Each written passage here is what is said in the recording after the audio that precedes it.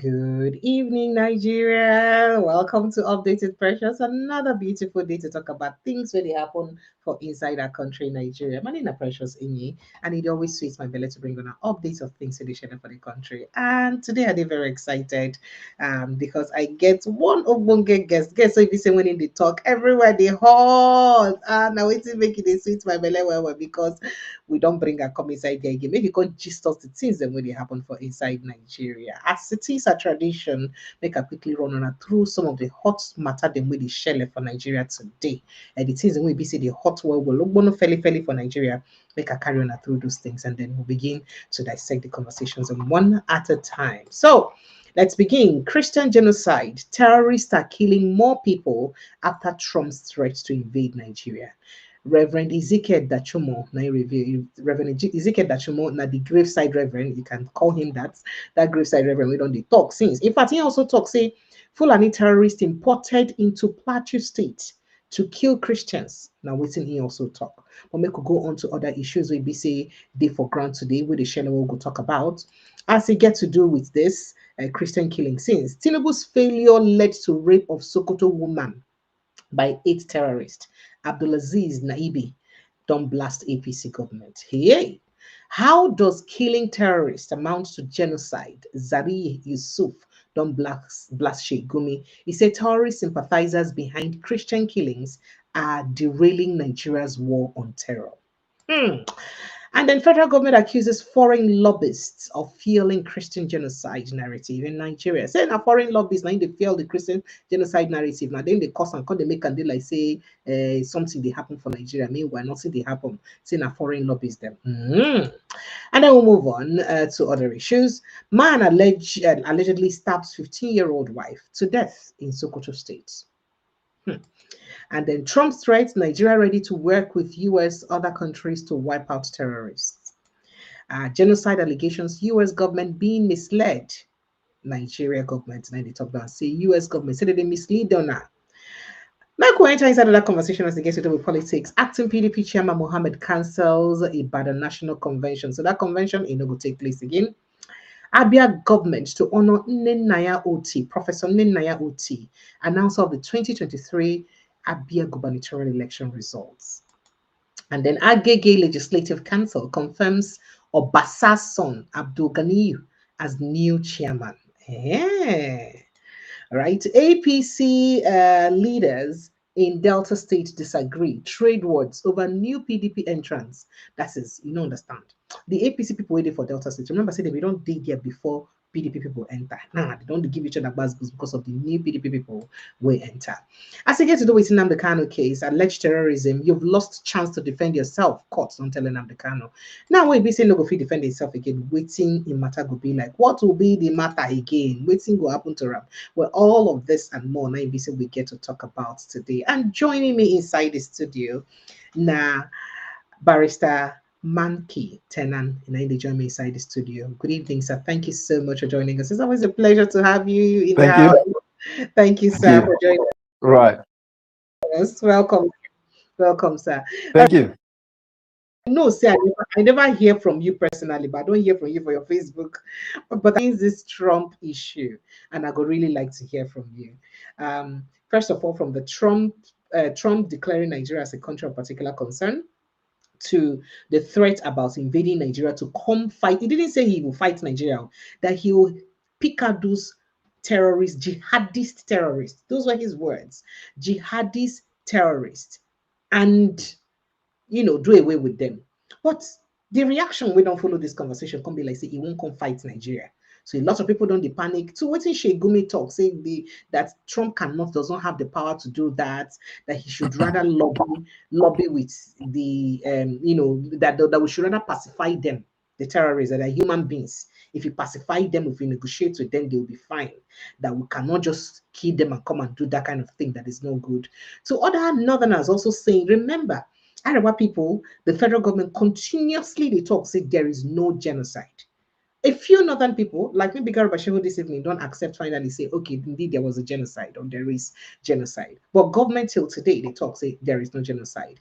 And then government now don't talk say they're ready to lobby with, to liaise with the US to make sure say everything okay. But make I take your immediate reaction to waiting US plan to come do for Nigeria, if it go even they feasible at all. Because some people say Nigeria is a sovereign country and Donald Trump don't get that kind of right to do those things. But make I take a reaction before I ask more questions based on developing stories today. Oh, well, thank you so very kindly. Thank you, sir. Permit me to say this. The level of stupidity that is pervading the airspace.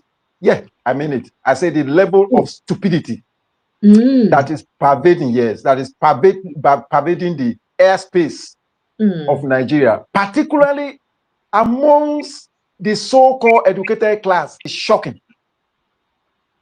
You heard what Sanusi said recently. He said, you see Nigerians that are in position of authority, well educated, but in action they act like illiterates. It's very correct. He talked that, he very, talk very correct. Yeah. Is 100% correct. In fact, let me tell you, you see the current problem in Nigeria, current problem in Nigeria is caused by Nigerian lawyers.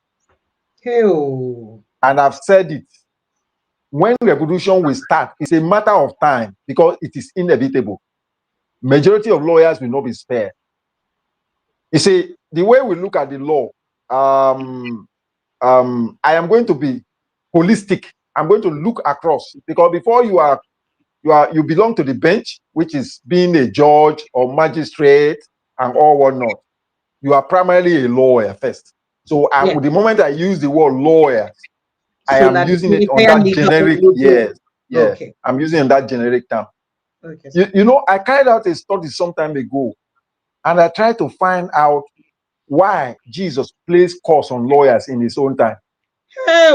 I realized that, I think about in the book of Luke, 3 times he said, woe unto you lawyers. I realized that Jesus did not hate lawyers. He actually acknowledged that lawyers hold the key to knowledge.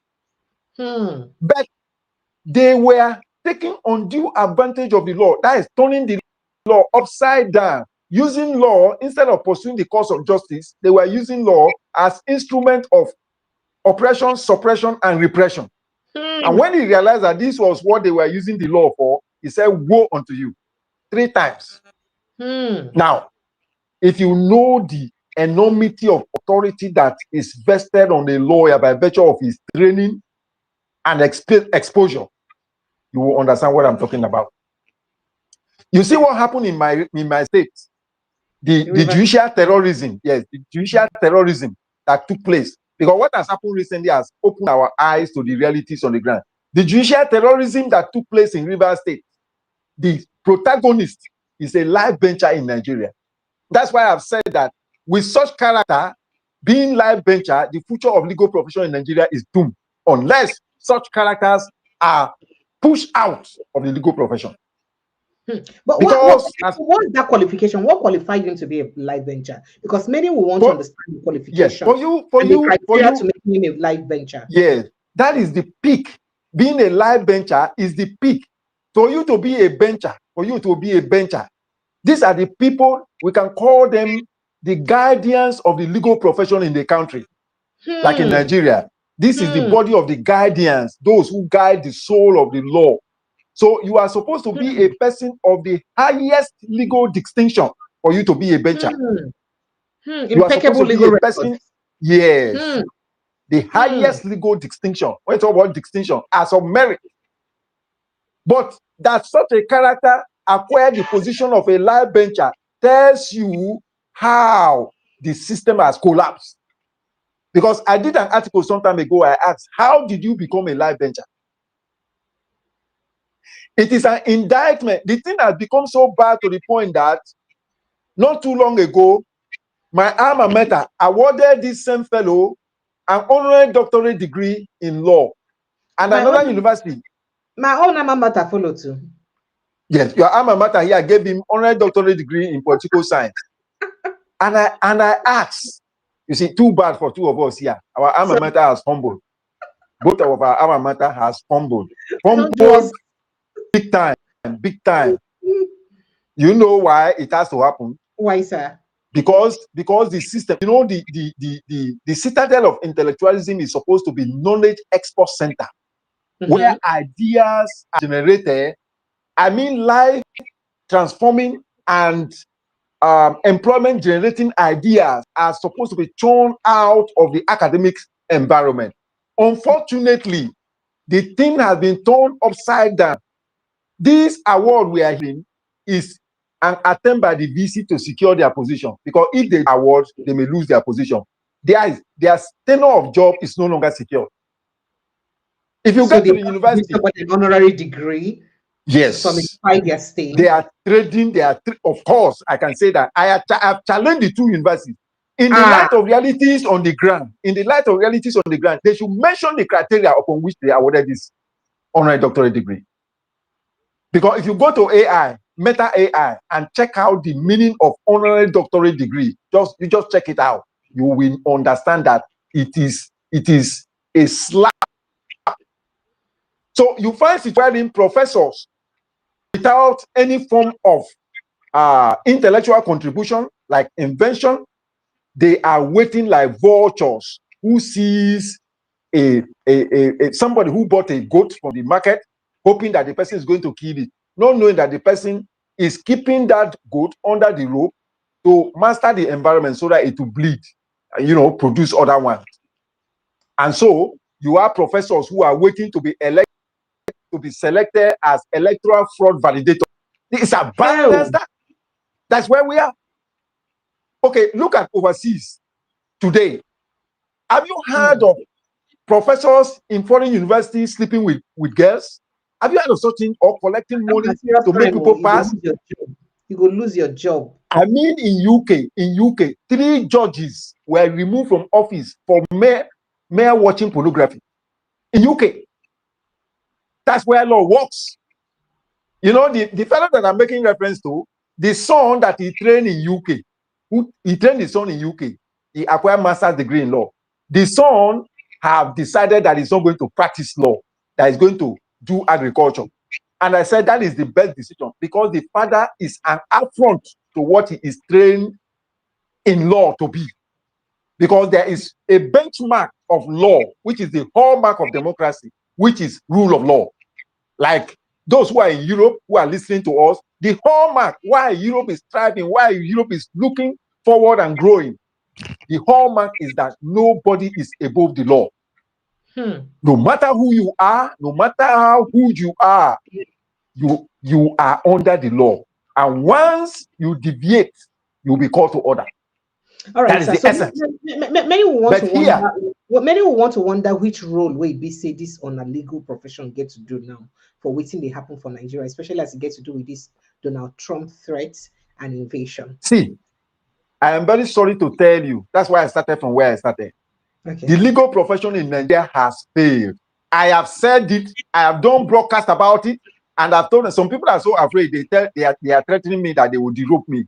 I don't give a damn. I am acting in the legal profession in Nigeria like that reverend that call out. Where they call out the headsmen and the attack. Yes. In fact, you talk another one. I am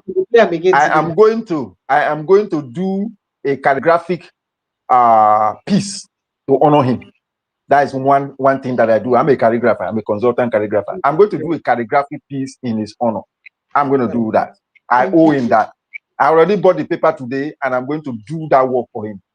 The legal profession in Nigeria lost it when Rivers State was on trial, when Rivers State was taken up through that constitutional fraud. The legal profession in Nigeria had a singular opportunity of declaring a state of emergency and rejecting the process and possibly close down law practice in Nigeria. On the 6th day, is it 6th day or 14th day of January 2014, lawyers in Wales and England, they went on protests because Chris Hani, who was the Justice Secretary then, wanted to tamper with a constitutional provided fund which they used to defend the poor and to drive public attention to that wrong, that perceived wrong.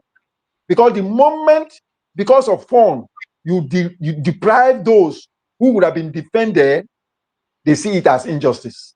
That's where law works. That's where rule of law works.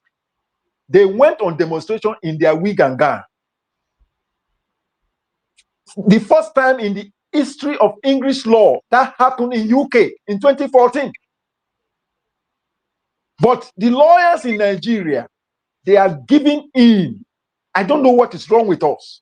All right, sir. So bringing it back to this conversation, bringing it back to the conversation of declaring. I don't see anything. I don't see anything they are going to do because we have failed Nigeria. We have failed Nigerians, and we have failed ourselves. The US cannot do anything. You think the US is not capable of living through to their threats? Oh, you are talking about US? I thought you were talking about my profession. No. You are talking about US. How your profession is coming to the US issue now? Waiting at the top. Nah, I am looking forward that US should push. You know, China is making some overture now. Yes. China is making that. Why do you think China is doing that anyway? China is the country that have been fueling it. It is now exposed. You know, Oshomole spoke today on the floor of the National Assembly. It wasn't today. He had said that thing a long time ago, where he said that the Chinese company, they they sponsor terrorists for waiting they happen. Fine. That is the true position of things. And so what you see the Chinese attempting to do is just a move on their part to protect their economic fraud against Nigerians. And they mind gold well. And the position is that it is left for us Nigerians. See, where we are now, Nigerians should rise up. We should synergize. We should drop things like ethnicity. We should drop things like religion. You see that Reverend, what's that his name? Reverend Ezekiel Dachomo. Yes. Reverend Ezekiel. You will notice that he has attained for himself a status that is higher than any man of God in this country. I can tell you that. And he's not as wealthy as the men of God. Yes, the big so-called men of God. I'm sorry to use that word, so-called. The big men of God in this country. This man have exalted himself. In fact, he's reminded Martin Luther King Jr.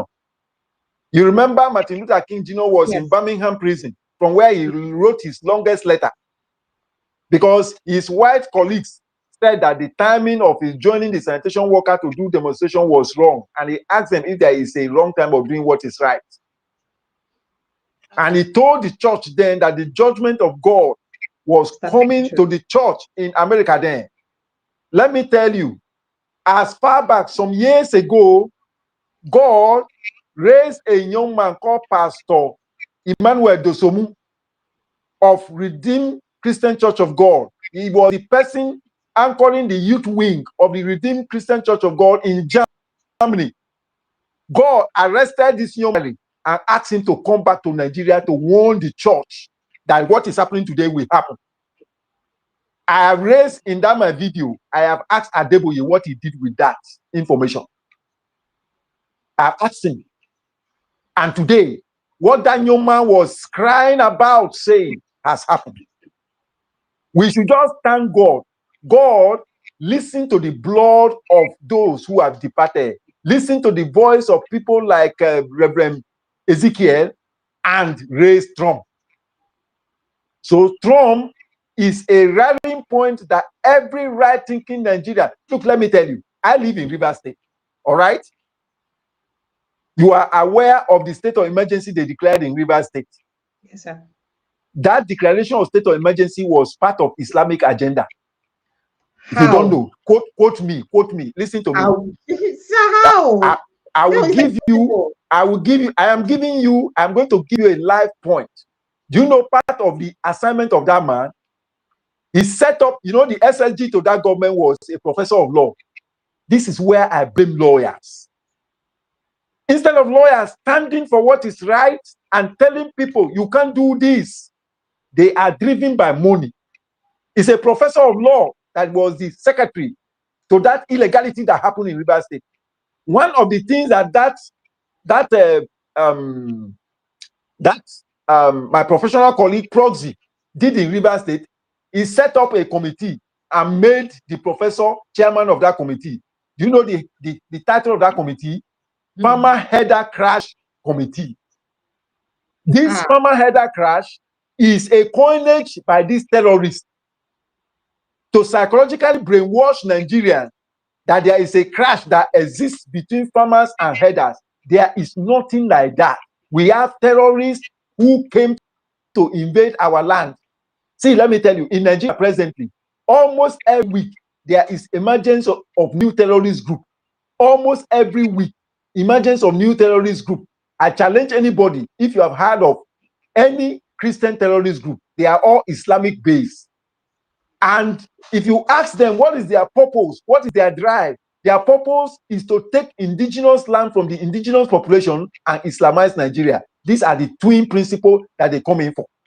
No, but the government has said in Rivers State, there's nothing like Islamization, that's not possible. I am telling you. But for this Trump strike, they have completed their assignment. One day, see, let me tell you. Do you know what they use Akpabio to do? The Senate president.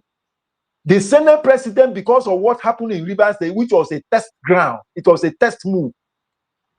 He struck down the constitutional provision that asks that if they are going to approve a state of emergency, it's going to be by two-thirds majority. The Senate president turned it into a voice vote instead of two-thirds majority. That is the highest form of open rape on the Constitution. So the Constitution does not matter. They can twist it because Sharia, which is anchored on feudalism, does not recognize rule of law. It does not recognize constitutionalism. It does not recognize democracy. It does not recognize the principles and institutions of democracy. They use form of law as instrument of. Oh dear. Oh dear. We like to say we don't lose Oka Monkey network. Wow. Okay. Looks like we've lost his network. Period. Okay, sir. The Supreme Court suddenly became deaf for the 6 months of that illegality, that constitutional fraud and atrocity in Rivers State. The Supreme Court, the highest court in the land, because you know that Nigeria was appealing to the Privy Council until 1963 when Nigeria became a republic. So Supreme Court became the highest law of the land. The Supreme Court was frustrated and made deaf and dumb until the 6 months was over. So now, as happened, we become an academic exercise. So it is the courts that have been captured that they are now using to fund and push the feudal legal system on all Nigerians. That is how bad the situation is. I visited my client's property in Rivers State here. I told you last time. Yes, you said it. Around 6 p.m. in the evening. Around 6 p.m. in the evening. These terrorists masquerading as herdsmen. There is an extant judgment against open grazing in Nigeria. An extant judgment against open grazing in Nigeria. They have not appealed against that judgment. If that judgment were in favor of the Fulani, they would have implemented it. And the way these terrorists use the law, you saw what Manami did under Buhari. Manami used the instrument of the law to declare IPOB a terrorist group. Meanwhile, Mieti Allah, which is a recognized terrorist group, there are so many terrorist groups that have emerged in Nigeria. Not one of them has been captured in the legal radar. Not one. This is how the feudal master used law.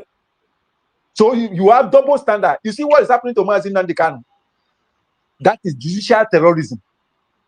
They use the law manipulatively for their own purpose. In the light of extraordinary rendition, no court in Nigeria can try Mazi Nnamdi Kanu because Nigeria is a signatory to international covenant. I say, make I even tell you, and they have violated that law. Today, your friend, Wike lawyer, sorry, Justice James Omotosho today don't tell him say he don't miss the chance to defend himself. So saying no go fit defend him. Let him go ahead. Sir. Oh, network. So the Federal High Court sitting in Abuja today, Wednesday, said it would give the detained leader of the indigenous people of Biafra, Nnamdi Kanu, one last opportunity to defend Let him go ahead and then let him upon all the judgment that have been given in Kenya, upon all the pressure, international pressure. They say if he not defend himself by November 7th, say no more defense for him again. Let him go ahead. Let him go ahead and give the court. Carlo has insisted that there is no case. Say no get anything. There is no case. He should insist on that. Let us see the end of this matter. This is the best time for Nigeria. This time we are in is the best time ever in Nigeria. We will see the end of that matter. That Mazi Nnamdi Kanu case is a perfect example of feudalism using law against the people. That's Sharia in action. What we are seeing is Sharia in action. You can see it. You don't understand it. I am talking to you as a lawyer. You don't. Can you see the audacity of Shegumi? Can you see his audacity? Yes. In defense of terrorists in a country like this. See, let me give you the peak of it. For a country that claimed to have sovereignty. Here they are talking about sovereignty now. Yes, sir. A country that claimed to have sovereignty to import foreign terrorists into its territory to kill its citizens. That should tell you that something is fundamentally wrong.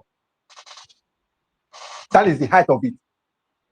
For such a country, and then rehabilitate these foreign terrorists into his army, and they are killing their citizens.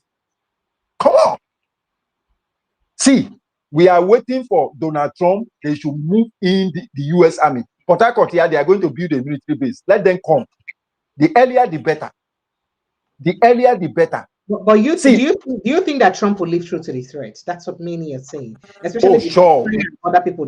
Sure. We are looking. Look, they should do a kind of presbycide in Nigeria and have the pulse of the feeding of Nigeria. Majority of Nigerians are interested in it. See, there is enough wealth in this country. There are few criminals that are relying on these terrorists. Do you understand? The present APC government. Okay, go ahead. The present APC government, I have said it, is a postulation that I have insisted on. I've been shut down in radio stations before now. The twin principle upon which this present government is operating is alliance with terrorists and alliance with imperialists. Number one, do you know that Nigeria has globally recognized comparative economic advantage in the production of crude oil? By that principle alone, I did a research work on the legal framework for environmental management in Nigeria, the petroleum industry in focus. By the position of Nigeria and the manpower that Nigeria has, it has no business importing a drop of refined product. We have the capacity, we have the raw material. But why is Nigeria not refining our crude oil locally for the benefit of Nigeria? They know that if they do that, the economic holocaust, which is a legitimate weapon of war in political economics, will collapse. This hunger, this economic holocaust Nigerians are passing through is deliberately created by the political class against Nigerians. Deliberately. Because the moment you are a victim of poverty, your brain shifts from thinking significance to survivor. And the moment your brain shifts to survivor, you are finished. They can use money to control you, to make you do even the unthinkable. That's exactly what the weapon of poverty is being used for. That's why they are subscribing to IMF policy that says that Nigerian economy will be stable in about 15 years' time. I'm 55 now. Add 15 years to that 55. And then tell me how old I will be then. All right, that's so exactly. Let's get straight to some of the things that has happened today. Go on. Yeah. First of all, I don't know whether you remember, I said there was an attack in Benue State yesterday where scores of people died. They say these herdsmen enter inside people's farm, unleash on them again, and scores of people died. I mean, today across the streets of social media, their dead body been the parade everywhere and all that. It was a very gory sight to see that again. And many would have thought that with this whole thing with Nigeria in the eyes of the international community, that kind of thing not supposed to happen. But it happened again. And I want to make your best friend, Reverend Ezekiel Dachomo, in don't review, say terrorists have intensified their attacks on Christian communities following US President Donald Trump's threats to invade Nigeria over alleged persecution of Christians. Into a video as usual, and I go play him after this conversation. The Plateau pastor said the terrorists are doing their best to kill more people before the arrival of US soldiers. Now, Dachomo, who appeared visibly emotional in the video, appealed to Christians across the world to pray fervently for Nigeria, describing spiritual intervention as weapons stronger than any physical arms. Now, so he talk for inside that video. The things and way BC I see, I no go fit my eyes. He did by the graveside of some people who BC them very, including children. I can't possibly put up that video. It's that picture is crazy. Now he say your prayers are more than AK-47, more than rocket launchers. It will destroy and destabilize even network in the dark world, he said. He thanked groups sending financial assistance and humanitarian aid, praying for the power of Christ would restore upon their lives. And so he talked. But there's something else he also said. Let me quickly take that on very quickly.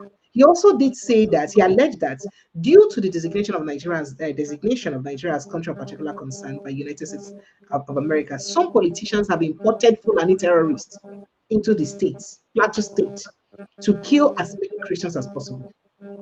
This one, he specifically talks, say they import them. In talk this one. So people can talk, say what is going on. He said that the terrorists and their sponsors have heard that President Donald Trump is about sending the US forces into Nigeria and are now making sure they kill as many people as possible. Whilst we're in this conversation, make us quickly go take that video, make you just listen to a bit of it and talk. The terrorists have what Trump has said, and they are doing their best to kill as more people before the arrival of US soldiers. So I'm making this video to tell the whole world, please pray for us. Christian, your prayers is more than AK-47. It's more than rocket launcher. It would destroy and destabilize evil networking in the dark world. And that is what I'm doing right here in the office this night. What am I to say? Thank you, equipping the persecuted. Joshua, you send money to me. God bless you. God protect you. Thank you for standing for Nigerians, citizens that are being persecuted. Let the power of Jesus Christ rest upon your life and your family. Where is Tes Cruz and all senators that you saw the materials that I sent to draw your attention what is happening in Nigeria? God bless you. Continue doing the good work for us. Advocate for us. God will never forsake you. Nothing will stop God from laying his hands upon your family. Trump, I say thank you for making that statement. Let the power of Jesus Christ shower your family. You will succeed. You will make a breakthrough. It's a clock statement guided by the Holy Spirit that removed me from my house. I have to come to the office to present this thank you statement. Mike Winger. Oh, I'm saying thank you. Mike Winger. I don't know you, but I'm saying God should protect you. God to guide you. Jesus is my hope. Jesus is my. All right, he said more. He said a lot more stuff. You spoke on and on and on, but I think make I just stop on here. Now, you don't hear that. Make I take a reaction to this. Well, you know, there's a way that God works. I'll tell you something that will shock you. This is my personal experience. It will shock you. Presently, I'm in Federal High Court. A native doctor took me to Federal High Court.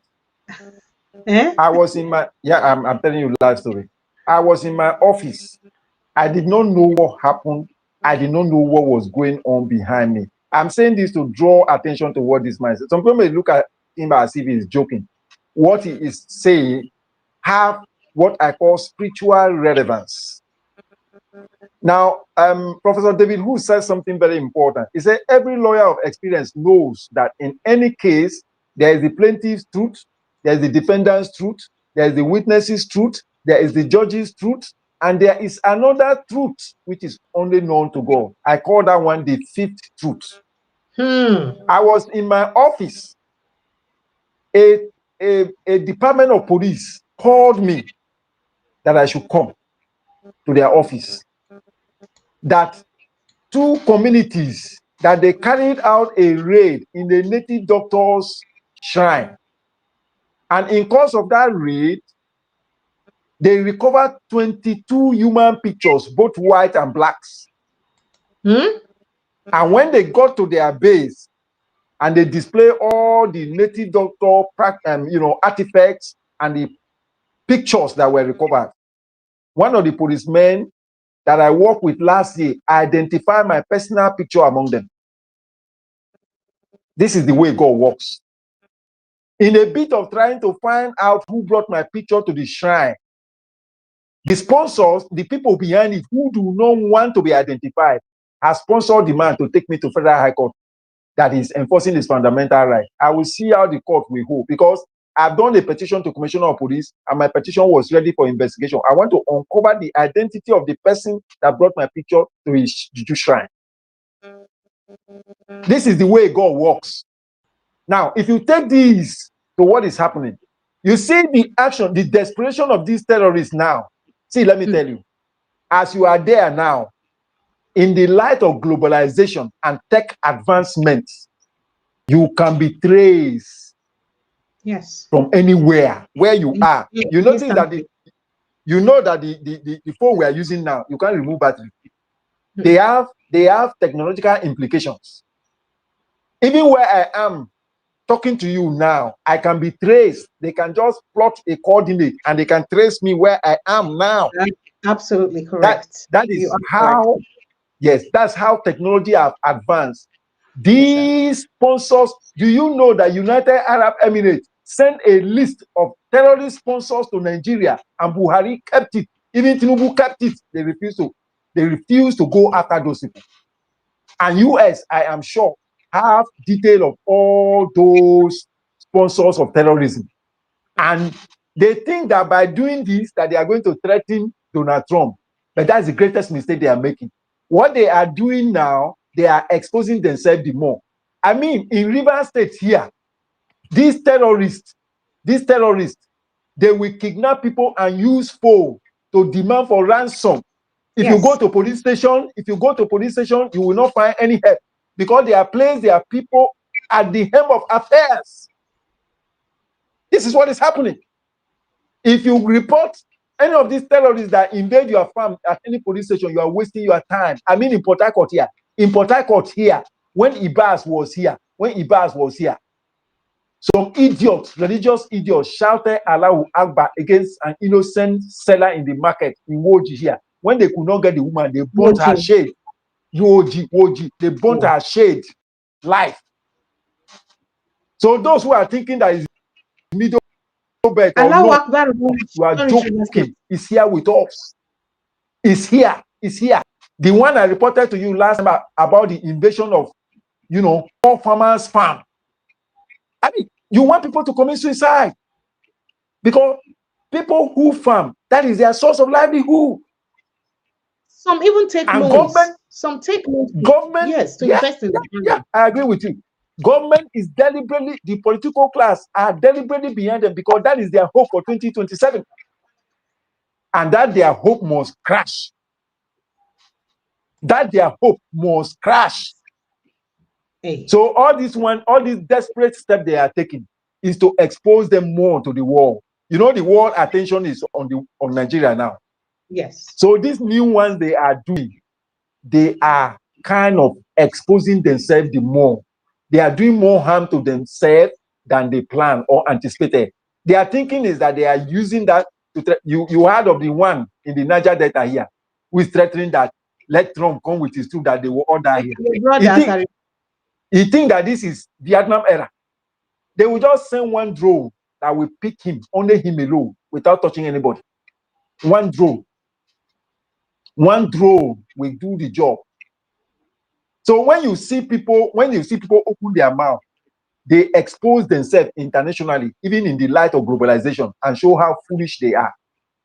Because things have changed. Technology has changed the world. So you just sit down in your kitchen and you open your mouth and you think that the walls, the sun still rise and set on the British Empire. That era is gone. So these are the things that are going on. So God, they know that they can be tracked. All their communication with the terrorists can be tracked. I look forward to proper implementation wherein all their assets, local and international, is going to be frozen. Because that's one of the first things that is going to happen.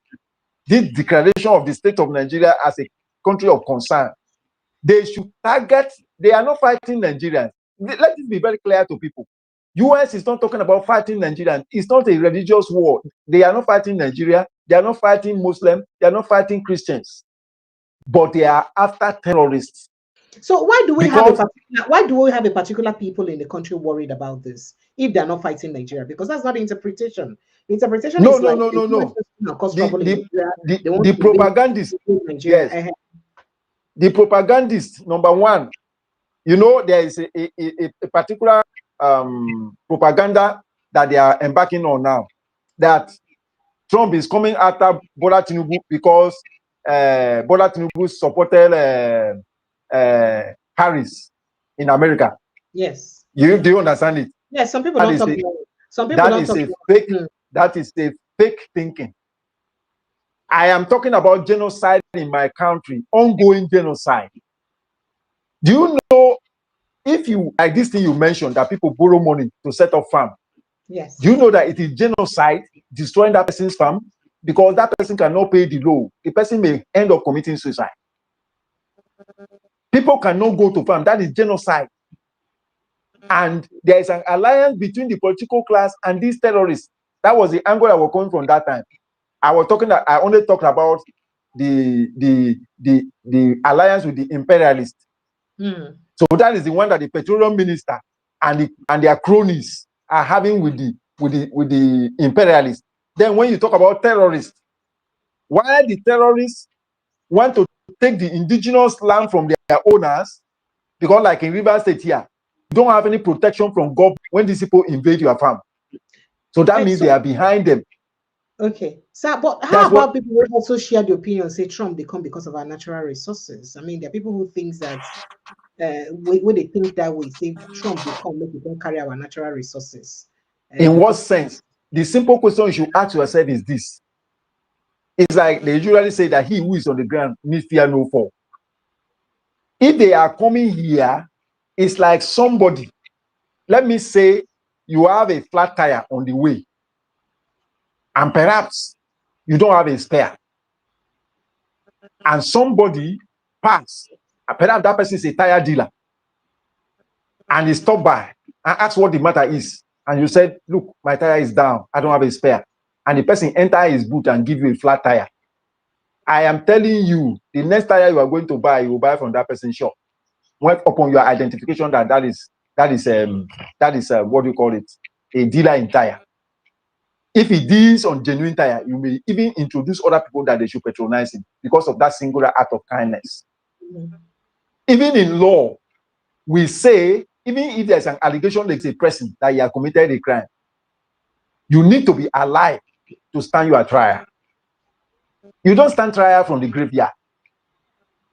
So a situation wherein the Chinese can sponsor these terrorists who are killing Nigerians just because of mineral resources, between them and somebody who is interested that you should be alive.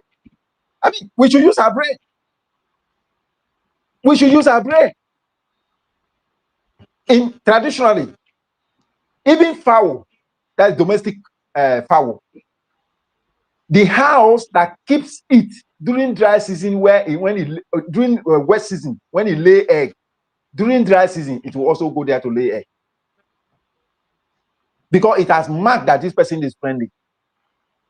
Dove don't nest anywhere. It nests in a peaceful environment. Dove will hang around and do some domestic flights to test run the peaceful environment or the nature of a place. If the place is volatile, it goes. If the place is peaceful, it can make a nest and bring up young ones. That's it. So anybody who is bringing up that soft thinking, the person is not thinking well. Because I am talking about foreign terrorists that are imported into the country, not Nigerians. Even the government admit that they are foreign terrorists. They have told us in this country that APC, that's Buhari, imported them into Nigeria to remove Jonathan from office. When Jonathan saw the security signal and he left office for them, they did not return them. El-Rufai have said this. This is not propaganda. This is reality on the ground. You can see the audacity of Sir, you don't notice, say, even the APC as a political party never yet responds to that allegation. They never respond to it. They are. I have said it that APC is an Islamic party. Do you know now it is with the Muslim ticket? They thought that the coast is clear, that they cannot do anything they want to do.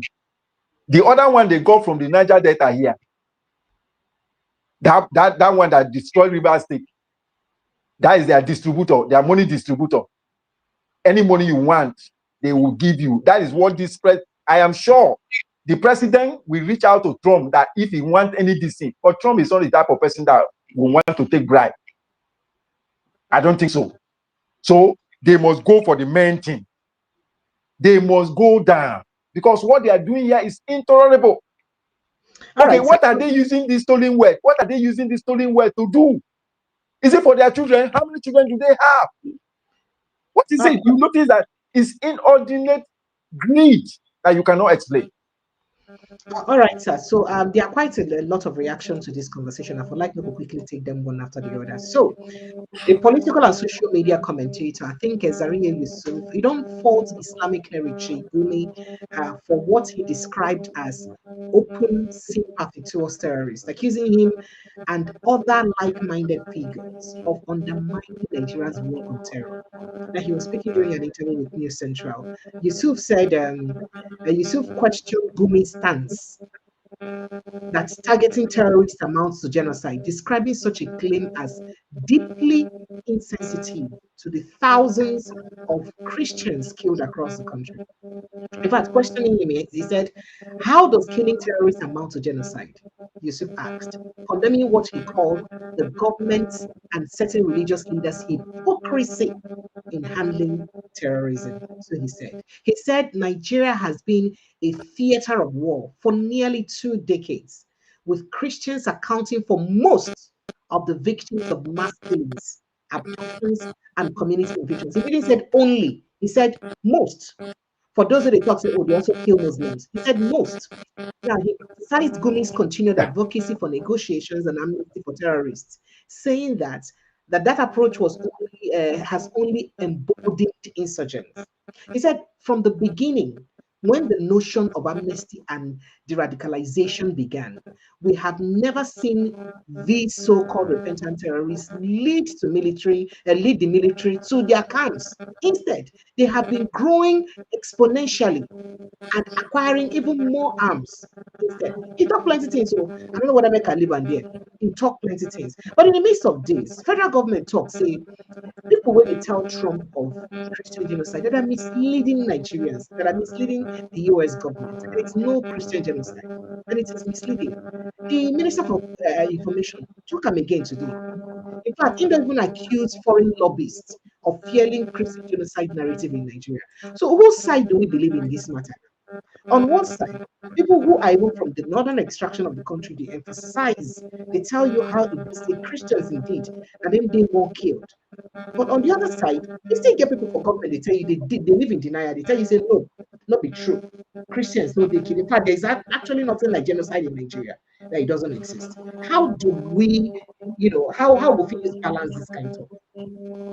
You see, my simple answer is, when you weigh these overtures left and right, yes, sir, it exposes the level of idiocy of reasoning of some of our persons. Most of our criminal-minded, self-imposed political opportunities in the name of leaders in Nigeria think that we are in the era of newspapers, that newspaper control what people will know. I can tell you for free that America have full dossier of this criminality all around. They have a full dossier. You'll be shocked at how much information America has. I mean, documentaries. So they are joking. It's like what is happening in the Middle East. The security of the terrorists is in the hands of the Israelis' security. They are watching at them. When you take an aerial view, when you fly over a country, they are watching these terrorists as they are moving, as they are carrying out the attack. They can monitor them from any part of the world. This is one thing they don't know. They can monitor their movement. And you are here busy defending the indefensible. We are a joke. We are a mockery before the international community. That's the reality on the ground. You can see the boldness of Gumi. And it is God that is allowing him to expose himself the way he's exposing himself. Because that will tell you that you see the partnership between the government and the terrorists. You don't need any rocket science to see that. Just listen. You will know that there is an alliance between the terrorists and the government of the day. A government that can import Bala Muhammad. I am sure his name is on that list. This is the man that declared that foreign terrorists should come from all over Africa into Nigeria, that Allah gave them Nigeria for occupation. Bala Muhammad. And he's still walking about. Bala Muhammad of Bauchi State. I can give you the link of the video. He's still walking about free. Terrorist sponsors are in the army. Where have you had such a thing happen? That foreign terrorists are being recruited into your army. Foreign terrorists. They are sowing for them Ashebi and welcoming them. It's madness. I'm not saying Ashebi. No, they show them Ashebi. See one of the pictures where they show them Ashebi. All right, sir. So there are some, and they are wearing. There are some interesting takes I'd like us to have to this conversation. But first of all, right, go see within Adamu Garba talk. Then I'll also go to within a Fulani Christian cleric said. It is very important. But let's go to Adamu Garba first. In 2014, Nigerian opposition party, then the APC, were in the White House seeking for the same help on the same Christian genocide as a fallout of the Chibok Girls. This is established. The second thing again is that even most recently, we acquired $346 million worth of weaponry from the US, and we are trying to send our military personnel to go and train as a factor of diplomatic relationship between Nigeria and the US. And US has been consistently, in addition to other partners, listed as supporting countries to help us in eradication of terrorism. And don't forget, it is a United Nations Convention on Counterterrorism that empowers the United States to become the global front or focal point in fighting against terrorism. And wherever a word terrorism was defined in a given area, that means US have right to protect. They call it responsibility to protect R2P. They have right to invoke that R2P to get into that country and destroy that terrorism. Yeah. So what we should show in our own case in Nigeria is that we should show commitment and willingness to partner to eliminate the threat of terrorism, not completely condemn a hand that is coming to help us and then put a motion forward. We can negotiate with them. We can tell them, give us the weapons responsibly. We can discuss with them and acknowledge that this genocide is taking place. Yes, they say Christian genocide. Now we can justify to them that, look, it's not only genocide, it's not only Christians, Muslims also are affected. But do you agree with the categorization that it's a genocide?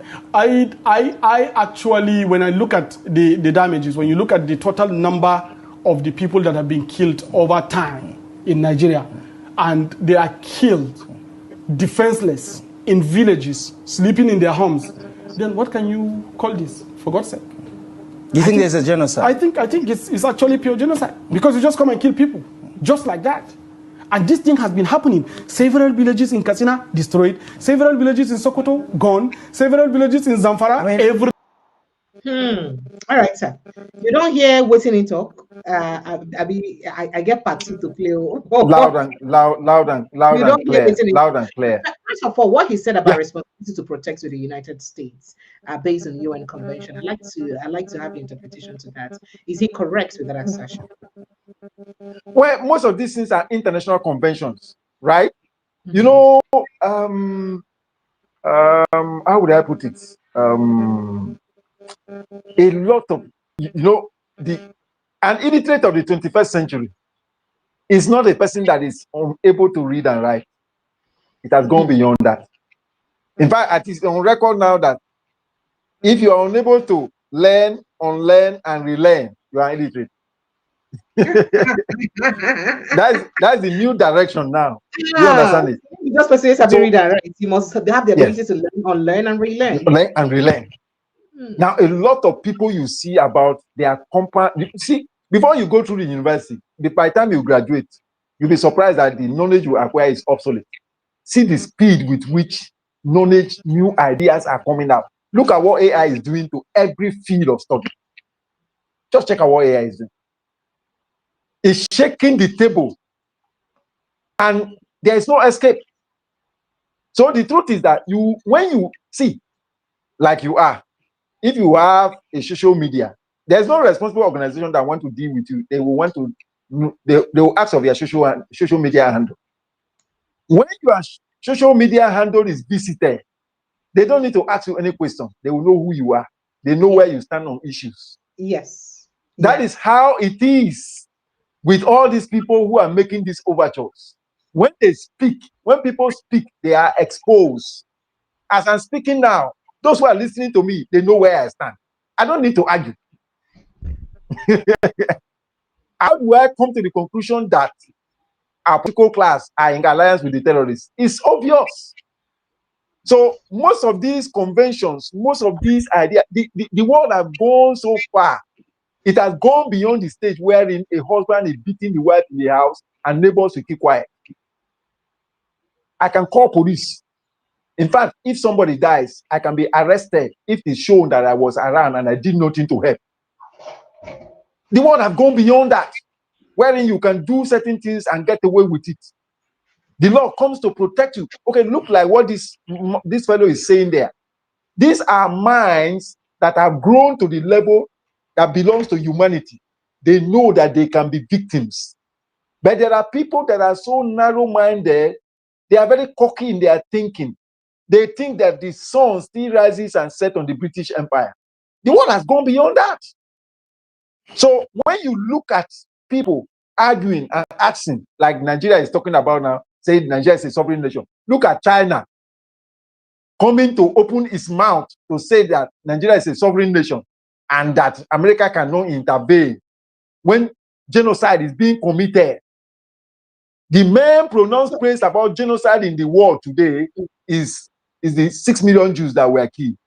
Yes. But today, majority are in agreement that genocide is ongoing in Nigeria. So Does it not bother you? The reason I played that from Garba is because he's a northern Muslim, and a lot of northerners no agree say there is anything called genocide.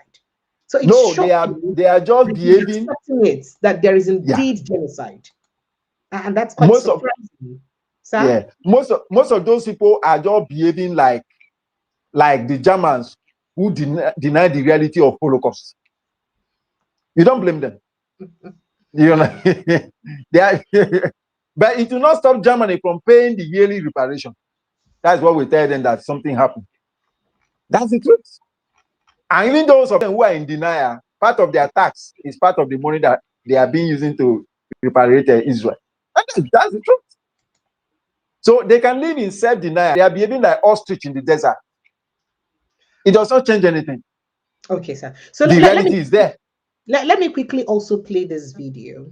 Okay. He's a Muslim cleric. Sorry, he's a Christian cleric rather, but he's a Fulani Christian cleric. And this is what he had to say about the invasion of Fulanis and the complaint about Fulanis across Nigeria. Take a listen to him. I'm sure you would have heard this Oshun, Fulani, Ekiti, Fulani, Sokoto, Fulani, Oshun, Fulani, Ekiti, Fulani, Sokoto, Fulani, Kasina, Fulani, Kaduna, Fulani, Plateau, Fulani, Benue, Fulani, Taraba. Are you the only tribes in Nigeria? You are not the only tribe. There is nothing like profiling of a people. I'm a Fulani man. I'm a grandfather of 8 grandchildren. And we just have to speak the truth. The Bible says you shall know the truth, and the truth shall set you free. As long as we continue to glouse over the truth, we will never get the answer. And I want to say this to our security men: until justice is done, there will never be a solution. That's good. If you get a Fulani man that is a killer, deal with him as a killer. If you get a bureau man that is a killer, deal with him as a killer, and this will come to an end. That's it. But you don't give certain people advantage over other tribes. I respect the people that have hosted me, even though I am an indigene of Plateau State, because I was born here. My children are grown up. I have 8 grandchildren. But yet we respect the people we met on ground. In Maiduguri, my hometown, the people that come to meet us respect us. When the Boko Haram thing started in Maiduguri, it was us, the indigenes, the people, the Têrrørīsts, who came together and said, this thing is among us. And then we started getting on, and then we raised the civilian JTF. That was how Boko Haram was dealt with. Kanuri man will bring his own children and said, Gashina ena chikin Boko Haram. And that was how we dealt with it. Mayati Allah Association, 80% of the responsibility of the genocide is on you. You have the 80% answer. Because if today Mayati Allah says this genocide will stop, it's not herders and farmers clashes. Intentional genocide, Nothing like that. terrorism, and that must stop. It must stop. I'm not happy to move as a Fulani man and my tribe is being profiled. My children, when they travel out and Fulani, here Fulani, there Fulani, I am a proud Fulani man. I am a proud Kanuri man. It's just like when Boko Haram started. We're not proud of it. Why should it be from Borno State? But then we decided to fight it. I am here to say, Nigeria, we are not honest to us. So this conversation from Oga Bishop Abi Reverend Elbuba, yeah. now during news, yes, vision town hall meeting.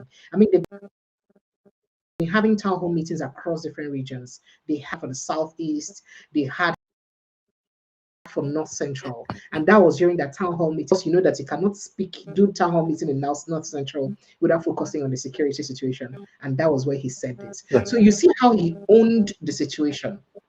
Now, the question is, say, how many people from the same extraction moving from, where they feel own the situation like this and tell themselves the truth, saying, look, our people are doing too much. And what do you have to say about him putting majority of the blame on, basically they call them, Mietela. yes, Yeah. exactly. How you take Siam as him put the blame on them? No, this man speaking here, Give them the Elbuba. Yes, sir, Elbuba. Elbuba is one of the most respected reverend. I have personal respect for him. And God will bless him for being honest. See, let me tell you, in law, you can get judgment without justice. It is only judgment encoded with justice that brings peace. Judgment without justice don't bring peace. It's devoid of peace. And this is the problem we are having in the society today. Like what happened in Rivers State. Rivers State is like a sleeping volcano. I'm telling you, don't mark what I told you somewhere. Rivers State is like a sleeping volcano. It will erupt someday that a single man could hijack and turn people who were elected to represent their people into himself. It's a joke. It's like how would I call it? If you don't want water to pass in a particular place, make channel for it to pass another way. If not, what that water will destroy will shock you. Now, if you come to Rivers State and ask, a lot of people are living in fear. They cannot express themselves. I am sure a lot of people are in the same position with this man. He said something very critical. He said, you cannot get peace without justice. That is of material importance to me. You can't get peace without justice. You cannot. It's just like what I was talking about judgment. There are a lot of people today who have judgment from the court through manipulating means, but they don't have peace. You can take a property from somebody who legitimately owns it through fraud, devoid of justice. You can't find peace. I've heard of situations wherein people who know that their parents manipulatively took what did not belong to them, returned them upon the death of their parents to find peace. Return them to their owner. Tell them, take back. We don't need it. This belongs to your parents.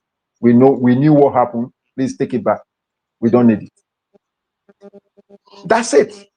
So he has created a niche for himself in the annal book of history, in a particular page. And it will always be like that. It's like there's what we call prosecution and there's what we call persecution.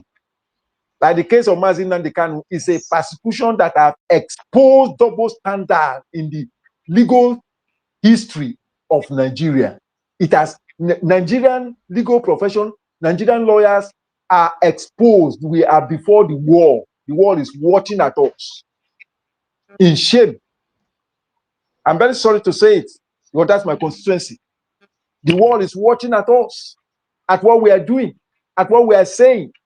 When history beckons on us to stand up for the truth, they are watching at us.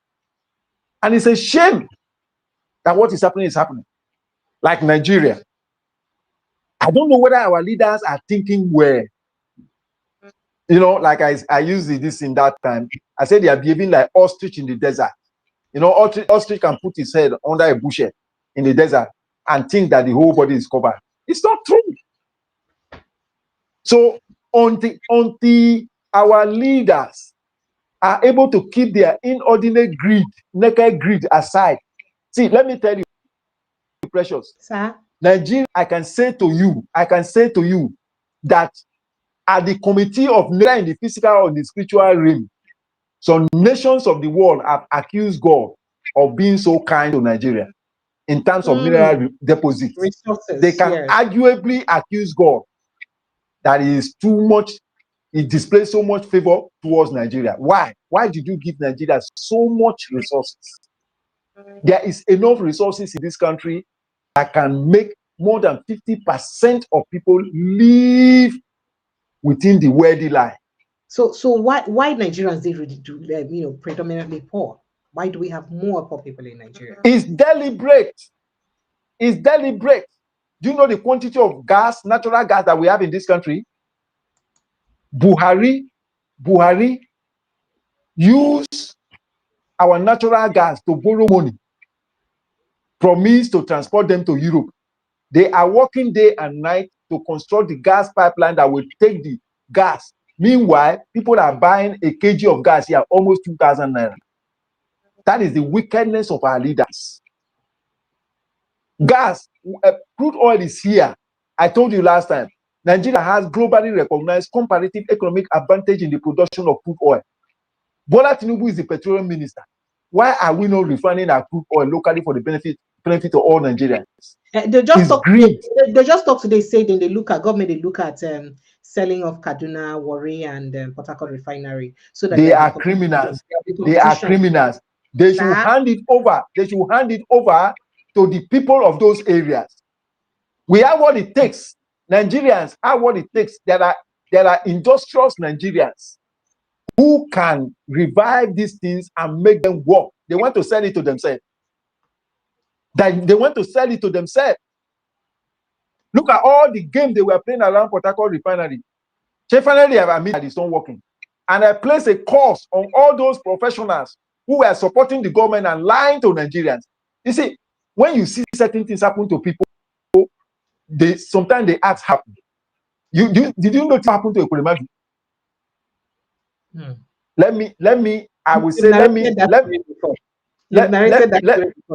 Fine.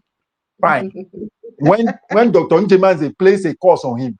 Yes, he said so. And it happened. And I placed a curse on some of our leaders. Because what is happening in Nigeria cannot be explained.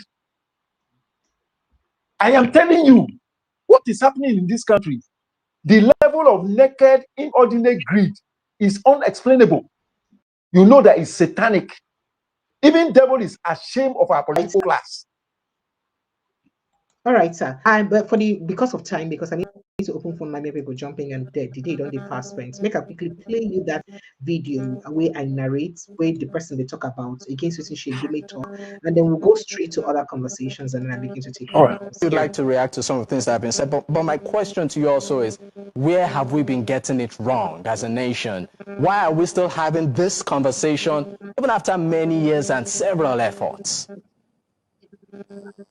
One of the key reasons why we are getting it wrong is because of people like Sheikh Mahmoud Gumi. In a clear case of a war, because he's talking about bloodshed, there has been bloodshed. Nigeria has been a theater of war for almost 2 decades. Possibly it is not affecting him directly because most of the casualties, most of the mass murders is that of Christians. He appears to be a negotiator, but to be very honest with you, he has advocated more for appeasing the terrorists rather than advocating justice for the victims. And I think it's important to us because I believe he's an Islamic cleric. He understands the concept of justice. How do you deal with a scenario of people raping women, people killing soldiers, people decimating homes, people sacking communities, but then the strength of your advocacy is that the government should appease them?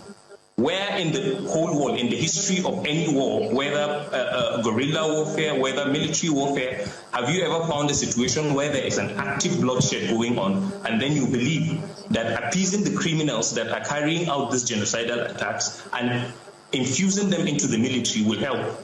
From the very beginning, when the notion of amnesty, de-radicalization, and integration began, we have never seen a scenario where these repentant terrorists, as they call them repentant, have ever led people to their camps and they were decimated. They have been growing exponentially. They have been acquiring more arms.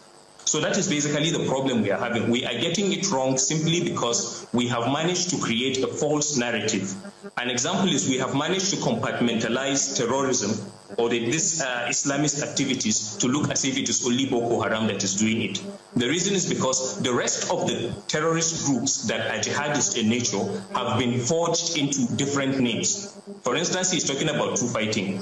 There is no two fighting anywhere. It is important also, we would love it if you are able to have an example of one Christian militia that is operational in either Sokoto or any of the Muslim dominant state that have been raping women and killing people, then we can understand that. And at least the Muslims will equally lend their voice and say, okay, whatever it is the Americans are claiming that the Christians are suffering from, we are also suffering from it. And since it is all about eradicating terrorism, then we'll come and eradicate them. But I think the problem is not just because there are foot soldiers who are killing people. It is because there are people who are sympathetic to the jihadist cause, there are people who are sponsoring them, and the involvement of any foreign nation in a scenario where there is a genocide does not end with the foot soldiers. It traces those who are sympathetic to their cause, whether because of political or religious or ideological beliefs. It equally traces those who sponsor them. And I think that is primarily where the problem lies in Nigeria. We are not sincere with the war against terrorism.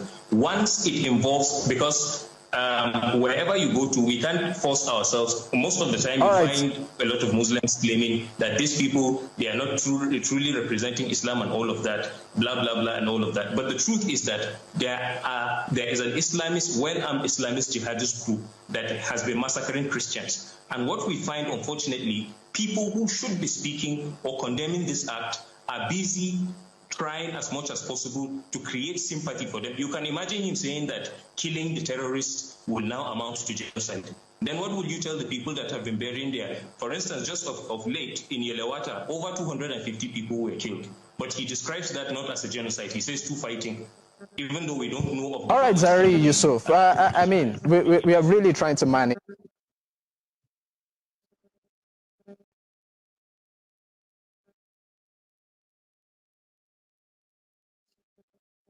Sorry, so that was, I think I described this earlier. That was Zaria Yusuf. He was in an interview on News Central together with Sheikh Gumi, and of course, now waiting him talk there straight on to Sheikh Gumi. I don't know whether I get reaction to that, but I mean, you've reacted so much to this conversation. Sir? Frankly speaking, you see, it gives me a ray of hope that I've told you last time when I was in the university. I don't have any problem. Recently, I went to a property that I'm managing. That was on Sunday. We had a meeting with the tenants there because I sensed trouble was snowballing from a particular angle about prepaid meter.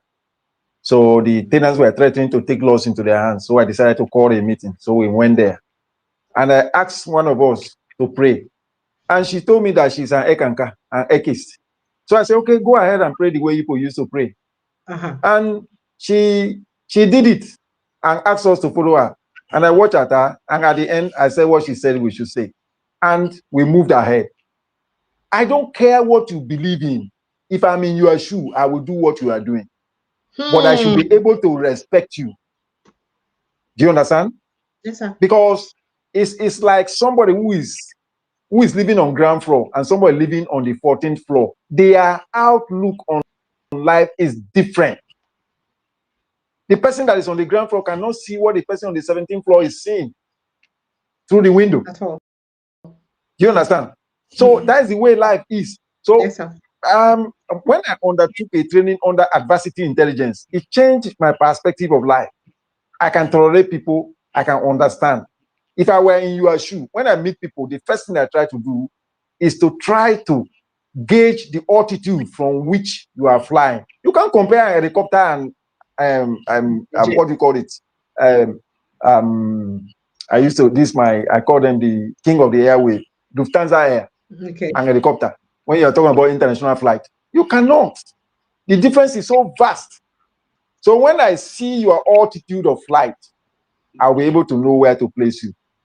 So we have men and women that belong to humanity. The world is shifting people. See, globalization is shifting people from their ethnic crevices and placing you where you belong. People no longer care about where they are how they are going to die and where they are going to be buried. they are concerned about what they will be remembered for. That's where the world is heading.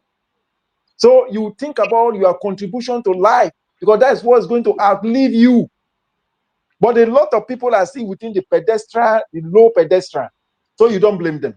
All right, sir. If you can see in this whole of this discourse, you will see people creating a corner for themselves, irrespective of ethnic background, irrespective of religious affiliation. Your ability to see beyond your ethnic services, beyond your religious thinking, that's what makes me to respect you. And I want to believe the cardinal thing, irrespective of your religious background, justice have one language. Peace have one language. And you cannot have peace without justice. I can say that anywhere. And I have said it. People like Sheikh Gumi, the way he is talking, I don't think he's in Nigeria. I can tell you that clearly. He must be part of these migrants who have this sense of entitlement, like Bala Muhammad, who told these people, you are coming to kill people, indigenous people. Do you know that, what is his name? Additional, under Buhari, told indigenous people that it is better for them to leave their ancestral land for the Fulanis instead of being killed. Is that not madness? So we need to stand up and take our stand. We will decide. See, let me tell you, I am a believer. See, if you do not want the Igbos, let them go. If you don't want Biafra, let them go. I am an advocate of that. Let them go. Do you understand me? Yes, sir. Instead of this persecution you are doing, and that man doesn't know what he's doing to himself. This man called Omotosho, he doesn't know what he's doing to himself. We saw all the game they used Binta Anyaku to play, all those legal terrorism they used her to do till finally she abandoned the matter. By the principle of extraordinary rendition, nobody can try him. They better send him to Kenya, where they picked him from. And it was an attorney general so-called judgment. How about if they pass a judgment? Let Because let me tell you, Nelson Mandela, until he became president, he was still on the terrorist list of the United States of America. When they caught Nelson Mandela, they found a pistol in his pocket. When Mazi Nnamdi Kanu was caught, what did they find with him? A microphone, which he was using to run Radio Biafra. So what are you talking about? What is the cause of his agitation? It's marginalization of his people, which is clear before everybody to see. And then you are using the law, you are using judiciary, which is supposed to be instrument of peace, justice. You are turning it upside down, using it as instrument of oppression, suppression, and repression. We are joking here. I can tell you that. All right, joke too much. The good news, we say the federal government don't admit, say they go do everything they fit to work together with the US government to make sure nobody should take the federal government serious. Any man who beats a wife and the wife ran away and is courting a new lady, she should remember that the cane that the husband used in flogging the one that ran away is waiting for her. That's how I can end it. All Did you get that? I've been trying to. All right, so let me quickly run to other conversations before we start to take calls. Okay. So there's been outrage that has erupted online after political commentator, I think Abdulaziz Naibi Abubakar, he blamed Bola Ahmed Tinubu's administration for the reported rape of a woman by 8 armed terrorists. Eight armed terrorists raped a woman in Dankaka community, Gatawa district of Sabongeri local government area of Sokoto State. Now, the incident, which occurred yesterday, Monday, but the day before yesterday, Monday, was made public by ex-users, who revealed that the victim was attacked while returning from Ongowa Samada.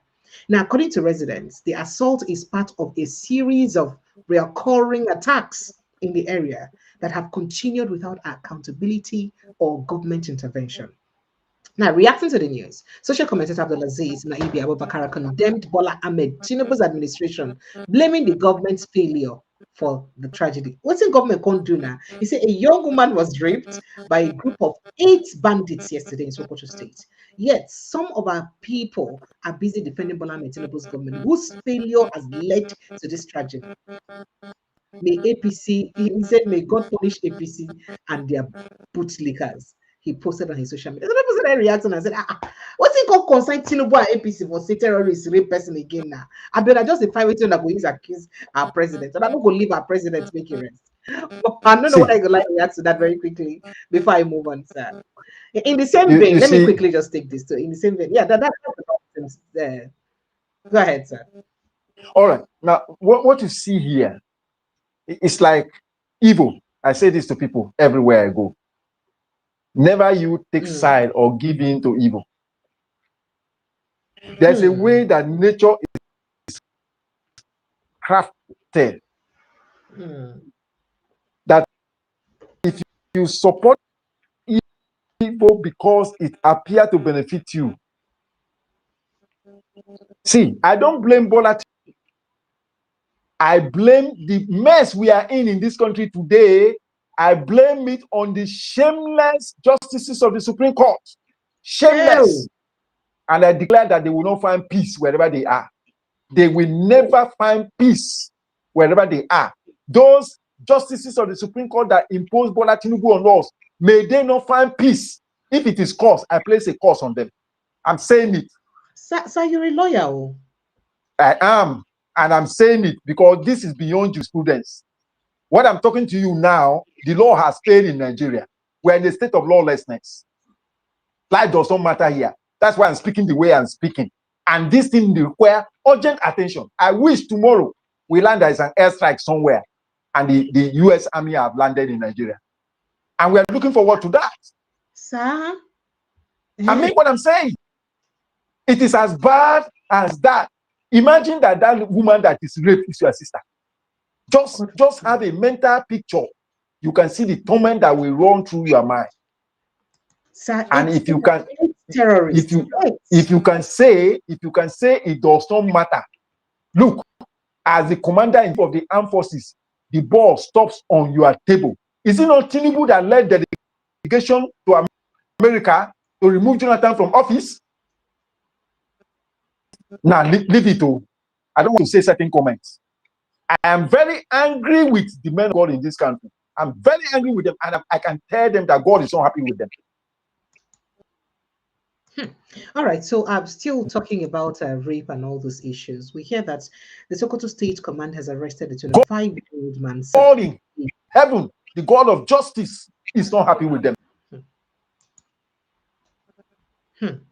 All right. Okay. So the Sokoto State government has arrested a 25-year-old man, Safiyanu Aliyu, from Gwanyao village in Tangaza local government area for allegedly killing his 15 years old wife, Suwaiba Abubakar Bawa. Police said the tragic incident happened on October 27, 2025, after a domestic argument between the couple turned violent. In a statement, the police public relations officer DSP Ahmed Rufai said the police received a report of the incident around 8 p.m. and immediately moved to the scene. Preliminary investigations of findings showed that Aliyu allegedly stabbed his wife to death with a knife during the altercation. Officers recovered the knife believed to have been used in the attack and took the victim's body to a hospital where a doctor confirmed her death. And according to the police, the suspect has confessed to the crime and been charged to court. The case, it's crazy, the kind of things that we see happen in Nigeria. But this, you are married to a 15 years old girl, sir.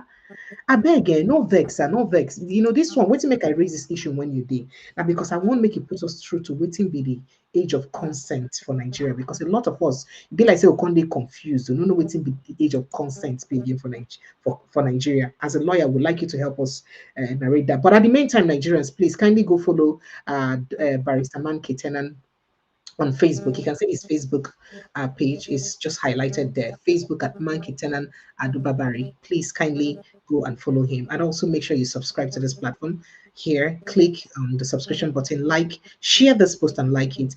And also ensure that you follow us across all our social media platforms at Precious Ini TV. So, sir, going back to the conversation, I beg, sir, what will be the age of consent for Nigeria? Well, I will tell you that we're in a confused state. Are you hearing me? Yes, sir. We are in a confused state, and this is something that I warn people about. When you know they sure about our consent age. When law fails, the consequences are usually catastrophic. Incapable of mathematical precision, you can't do it. You see this first story you narrated, Yes, sir. People don't know when law fails, that people are in the state of lawlessness, the consequences are there. Right now that I'm talking to you, most property owners, they won't go to court if they want you to leave their property. They can come and remove the door. Why, sir? I am telling you because we are in a state of lawlessness. I'm not joking. No. See, let me tell you, the moment life don't matter, forget it. That system is gone. The moment life, the center of life does not matter. Look at that man. His idea is that nothing will happen for able to stab the wife. 8 people gang rape a lady. Because you see these terrorists, the way they operate, if you see them in their convoy and their gun and all whatnot, they send signal of lawlessness into the system. But no vex, so something like rape not supposed to be haram. Then what is the essence of the Sharia law we practice in some part of the country? If it is not meant for us to adhere to higher moral standard, if you're not supposed to give us higher standard, forget it. See, it's like it's giving an AK-47 to an illiterate. Can do and undo. It can do and undo. That's what we are seeing. Naturally, by the position of the provision of the Constitution, 18 years is supposed to be the age of majority. Do you understand? Hey, so if 18 years is the age of maturity, that means that should be the age of consent for sexual relationship, yes. Right? So then what's it make get why is it normal to have a 15-year-old bride? Hey, you have far more younger people than that. And what they do is that they will throw up the issue of Sharia and tell you that they don't recognize. I mean, we are in the state of lawlessness. As I'm talking to you here in Rivers State, if what happened to that woman in Woji here can happen, some idiot can come across me tomorrow and just shout Allahu Akbar and they will stab me and nothing will happen. Because if you get to the police station, it is their people that are there. We are in a mess. That's why you are hearing that in America, some lawmakers are trying to make proposal against the issue of Sharia. Yes, against. Oh, Nigerians say they will fight it. That it is their religion that it is in the Constitution of Nigeria, so they will fight it. Let us separate. Let us separate. There is no harm in separation. We never reach like that, sir. Sorry, sir. No. We will have an area wherein we will cooperate. Let us separate peacefully. We will be alive to cooperate. Let us go our separate ways. We don't belong together. It's as simple as that. If you need me to get a visa to come to your place, if I need you, I will do that. Or we communicate through the internet. What the hell? You have people with beastly behavior hiding under the cloak of religion. And see, of all the terrorist groups, like that man rightly pointed out, mention one as a Christian-based terrorist group. All of them are Islamic. And let me tell you the game they are playing. You see this game they are playing, that it is not only Christians that are victims. How you catch them is this. You ask yourself, what is the trust of these terrorists? What is their purpose? What is their drive? 2 things. If you find another thing, next time when we meet, tell me. To take the indigenous land from their owners and Islamize Nigeria. These are the 2 principles. These are the 2 issues they are pursuing. Nothing more than that. All this killing of Muslims is just to divert attention. ultimately, when they declare Nigeria Islamic Republic, they wipe out all Christians. They have an So assignment. they try to say All Nigeria don't they go apologize in as the way one of body Turkey. when they achieve their They purpose. try to say Nigeria That's they go in the why direction of.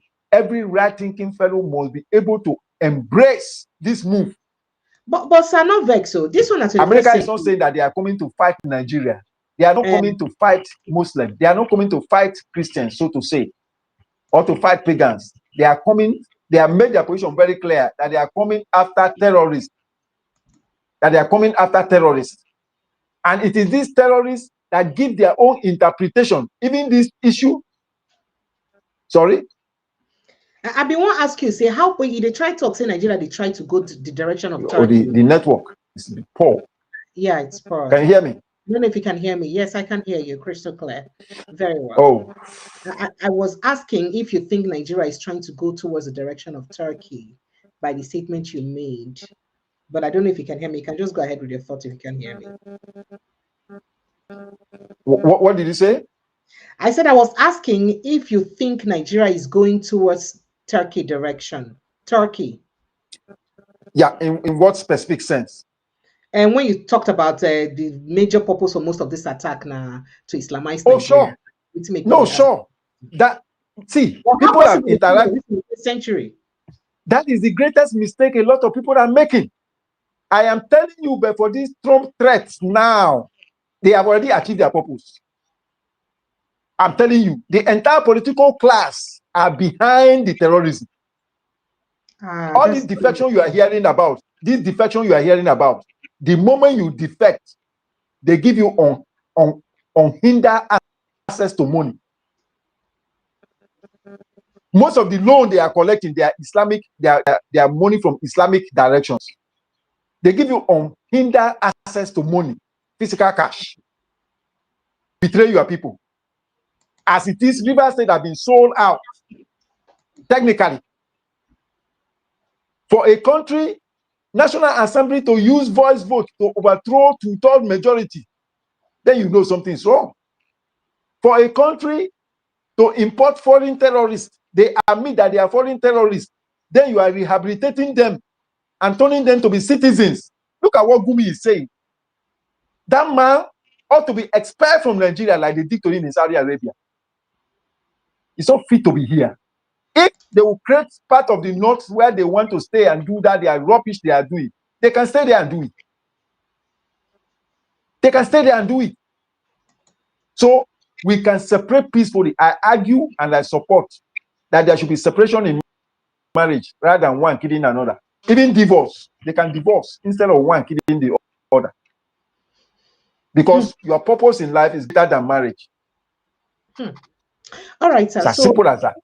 Make I quickly just run through some political conversations. I don't know whether you know the drama where they go on for PDP. The fact say we don't get two factions now for PDP, and even the new chairman now don't talk saying don't cancel the convention what they supposed to hold this weekend. So go happen again. I don't know the implication. Even as that PDP they insist say I think be the biggest party we go feel rescue Nigeria from APC hand. I don't know how possible that is. But moving on to other issues in Abia State, we hear that the Abia State government have said they want to honor Professor Nnenaya Oti, the professor who presided over the election and announced Governor Oti the winner of the election behind all odds. And I don't know if that's any news. People are saying that she just only did her job. So why are you trying to glorify her for doing her job? While others are saying that she did a commendable job because she had the opportunity not to announce Alex Oti the winner, because according to her, she was coaxed, she was almost forced and threatened, but she ensured that she went ahead to announcing the winner. So do you think there's, it's a big deal enough for her to be recognized by the state government? In the light of emerging darkness that is involving the society, it is good to recognize her, to point something. Currently, we have hooligans being celebrated. People who should be in prison are people that are projecting themselves as role model for young ones to look up to. You can be shocked asking a young boy in the political space like River State, what if they had the opportunity of being in position of authority, what they want to do. You'll be shocked at what they will tell you. Because that is what they have fed their mind with. If somebody can come and destroy a project like modern secondary school that would have shot this state, that shot River State to global limelight to the extent of becoming world book capital,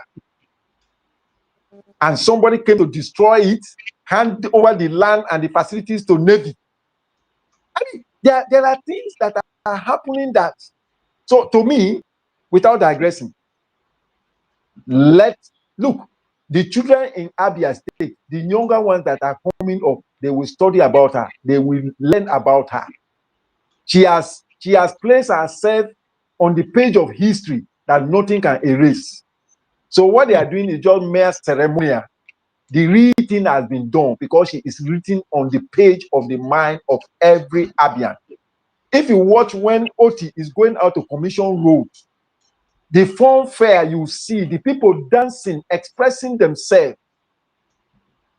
No one can do that without recognizing her. It is evident when you trace, when you see the bird flying in the air, in the night, they will go and roost somewhere, either in their nest or on a tree where they normally rest.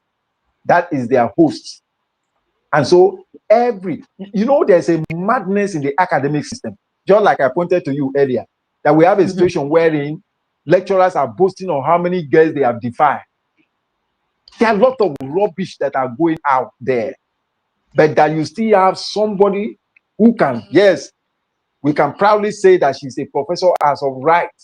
Did you know about the one that rigged election for Akpabio, that is supposed to be in prison, that the court approved, confirmed his conviction, and yet is walking about freely? In the midst of those madness, we should be able to celebrate and tell younger ones. In fact, I trust what Oti will do. Oti can name something after her and even print books that will bear her name, pen and whatever, and dash to students free of charge. Abia is leading the golden light, and you cannot afford to dim our own light if you want to write about the history of Abia State. That's it. So I respect her and I say congratulations to her. Thank you. So just before we begin to take phone calls, whilst your brother Nyesom Wike, they traveled to China, they traveled to Saudi Arabia, official assignment with children, and he said nothing wrong with that. We don't get the Speaker of the Lagos State House of Assembly, son, don't they confirmed today as the local government chairman of Agege Legislative Council. Okay. Well, that's clearly that is part of the arrangement. So the chairman, main chairman, local government chairman Tunde Aziz, tender in resignation, and they can't confirm what do they call him, Obasa's son as the local government chairman. Yes, that is what Tinubu, the person that is imposed on us as president. See, Tinubu did not promise any Nigerian leadership. He only said he's going to continue from where Buhari stopped. I challenge anybody who said that Tinubu promised, even when he was in Chatham House in London and he was asked questions. This is the man who introduced the grammar called teamship, the concept of teamship. And he deflected questions, even security question that was asked, he deflected it. I think he deflected security question to El-Rufai that you are falling out with today, who is a terrorist sponsor too. So you don't, that is the same thing you've had at the son of Wike, who read law in London, says that he's not practicing law, that he will go into agriculture. And I sat down and was asking myself, why? See, that young man will be under mental torment if he actually studied law in England. That is the home of the English law, the home of Lord Denny. If he studied law there to master's level and then come to see the fraud and atrocity that the father is committing here, he will be mentally tormented. Except he did not attend school there in London. All right, so sir.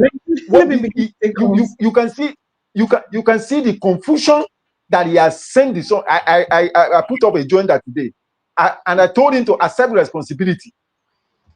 That the son, if he did not take such a step, I will be surprised, because he is responsible.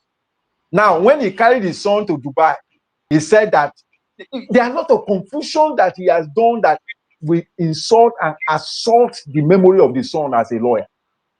Thank God that he studied in London, not in Nigeria here. And so it's an assault. So the best thing to have mental safety is to kind of deflect and go to interact with nature at God's open gallery in the farm by way of going for agriculture.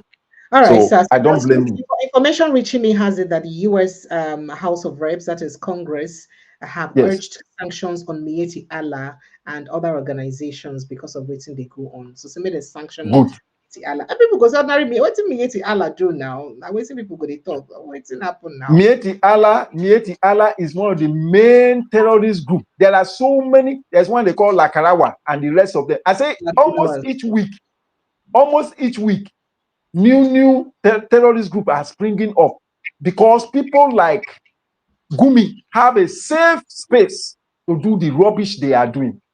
If we are in the country of law, I want to be where law works.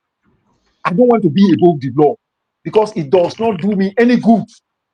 I want to be where law and order works. In fact, I am looking forward that all the people that are on that list, that UAE, what do you call it? United Arab Emirates, UAE, sent to Nigeria, they should mention all their names. You see all this running up and down you are seeing that the government officials are doing. They are only afraid of targeted sanction. Nothing more than that. They are not repentant. They are, watch their body language. You know, when somebody is arrogantly disrespectful, he can say, "I apologize, sir." You can see through the body language that the person has not written. An apology without change of character is mere manipulation. All right, so make I just quickly take that story for the purpose of those who just, you know, the listeners can just know. The United States House of Representatives don't urge the Department of State and Treasury to impose targeted sanctions on individuals and organizations, including Miyetti Allah Cattle Breeders Association of Nigeria. That's it. Miyetti Allah Kautohore, two of them, over alleged violations of religious freedom in Nigeria, saying that them gongo the cosa. This one contained for inside the resolution introduced before the House yesterday, Tuesday, and of course, So now the matter be that. So right now they say in a sanction, individual sanctions. They just mentioned the group, but then to other individuals too. Phone lines are open, Nigerians. Kindly ensure that you call us. You can call the WhatsApp line 0817-029-4077. That's the number to call. 0817-029-4077, or you follow the link created by the pinned post. That link will bring you straight into the studio for you to join the conversation right here inside the studio. Just follow that link, it will lead you straight to the studio to join the conversation, or you just call us right away for the WhatsApp line. Make I go bring my Ogoni brother. Sorry, let me play Pacha. I'll read the election. Barrister Tenan, I bring your brother, your Wugade has with us. Hello, hey, beautiful, precious, good evening. I don't read election. I don't read election.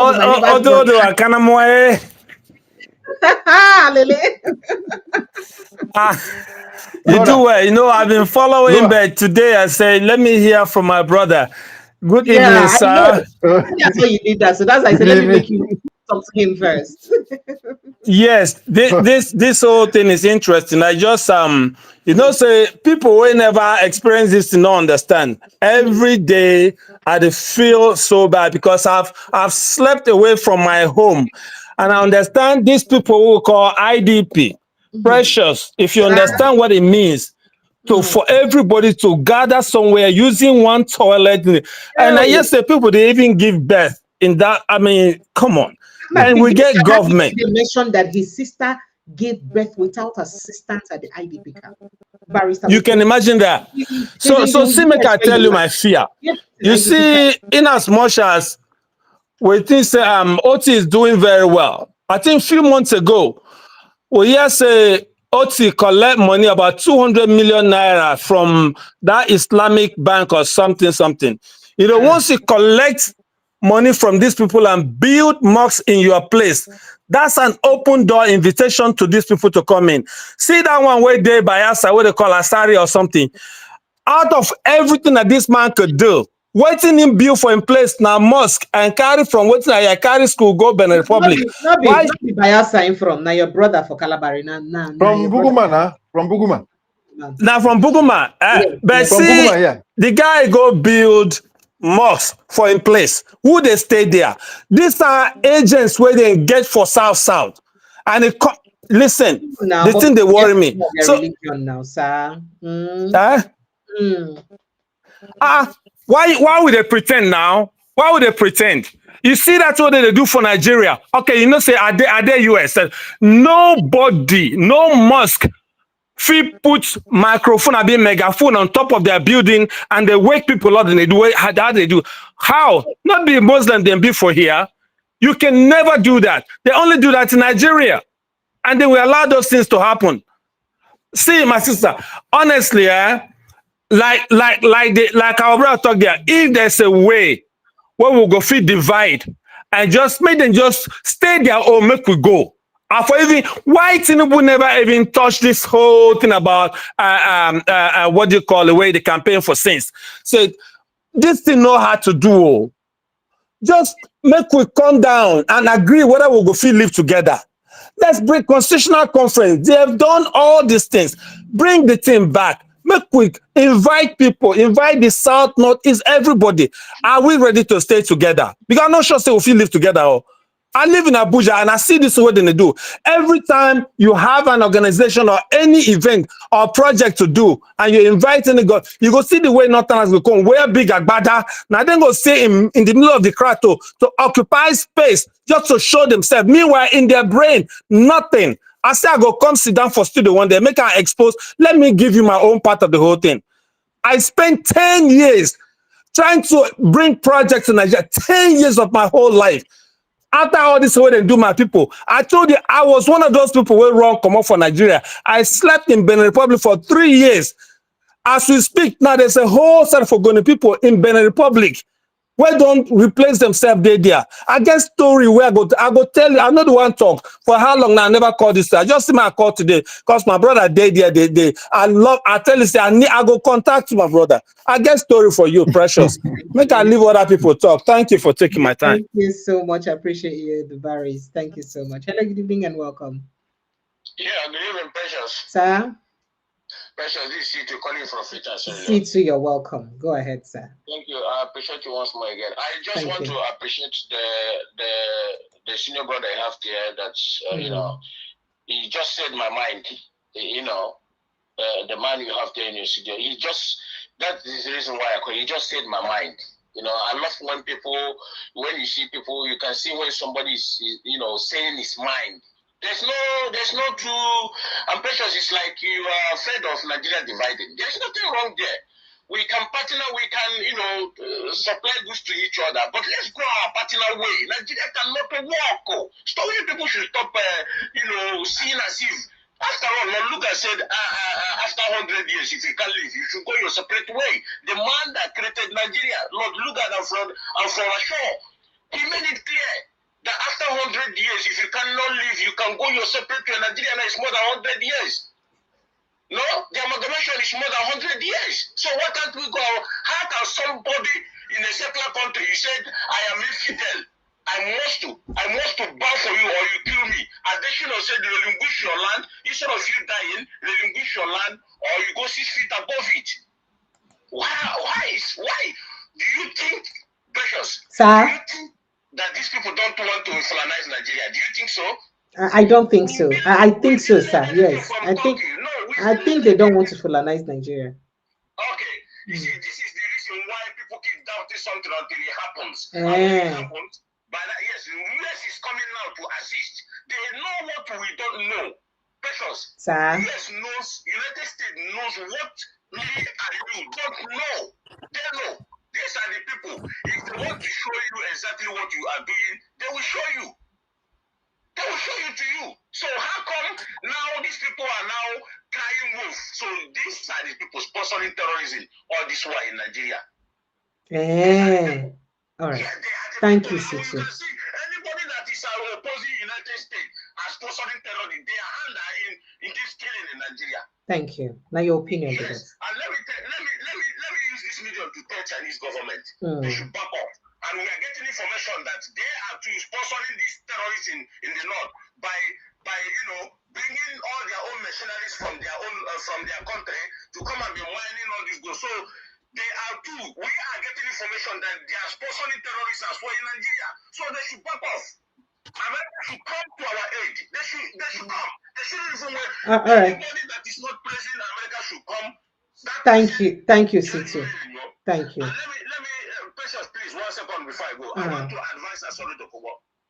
If you don't know America very well, let me tell him about America. America, you don't threaten America. America can go for you can insult them, but you don't threaten them of shedding their blood. That they will die here. Here will be their graveyard. You don't threaten America. They will call for him.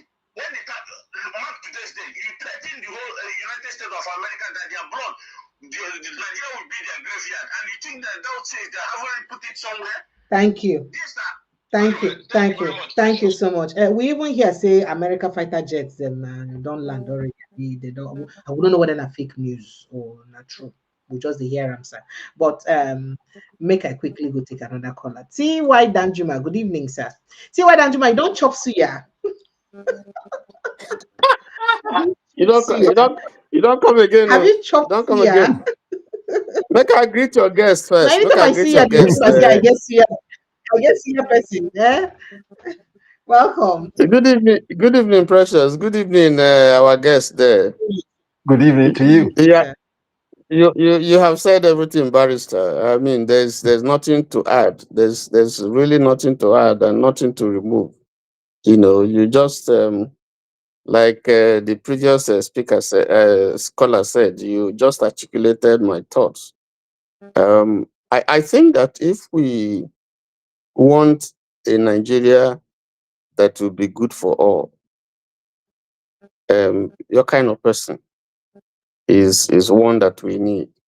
Because all this denialism, all these things where people are denying that is not happening, and we see it and we have the proof, and people are still denying. If you look at those most of those where they deny this thing, now mainly old men and people where they benefit from the system. And so what is happening now, they feel that if it goes on, then they're going to lose all the things where they benefit from the system, like Gumi, for instance. That's why they are denying the truth, the reality on the ground that we can see. Now, I want to ask you one question before I just make it. I'm not going to be long because you have said everything. Do you think that all these people will accept a Christian ticket, Christian president and Christian vice president? Okay, should I answer? Precious. Yes, I'm asking you. Yes, go ahead. Go ahead and respond, sir. No. You see, there is a mindset of these terrorists. They will never accept it. No, never. Now, he asked you about Nigerian Muslims, if they will accept. He didn't say terrorists. I said they will never. Most majority of them are terrorists. You see this thing that is happening? I said majority of them are backing these terrorists.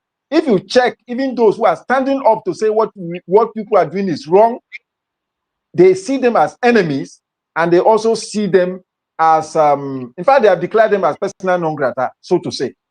Like I told you about Ebuba, I'm his supporter. But it will be very difficult. You see what happened when they brought in Muslim ticket? See, they felt that the coast has been cleared and that nothing can happen. And I can tell you, but for God that raised Donald Trump, they have conquered the field already. Because the political class built an alliance with the terrorists. While the terrorists will take the indigenous land and pursue Islamization, they will hold the political space. That's all. So in your opinion, yes. So in your opinion, it is good to have a Muslim ticket, but it's not good to have a Christian ticket. I said they will never allow it to happen. Is that not genocide? Is that not genocide? Is that not part of the definition of genocide? That's political genocide, as far as I'm concerned. Very good. Okay, good. That's what I just wanted you to. Yes, that's political genocide. Now, I just want to correct something that Professor Abubakar Sadiq Abba said on Trust TV. He's a professor at the University of Abuja and teaching international relations. And he did say, and I have had someone echo that same view, that President Tinubu sponsored Kamala Harris campaign. I mean, was part, of those who contributed to the Kamala Harris presidential campaign against Trump. And he swore, and he said he's ready to swear by the Quran. Yes, that's what he said. I just didn't bring it up here. Very good. Now, he didn't adduce facts. He didn't show evidence. I wasn't able. I've heard that before him, sincerely, but I wasn't sure, so I wasn't able to. He didn't show any evidence, but he's ready to swear with the Quran.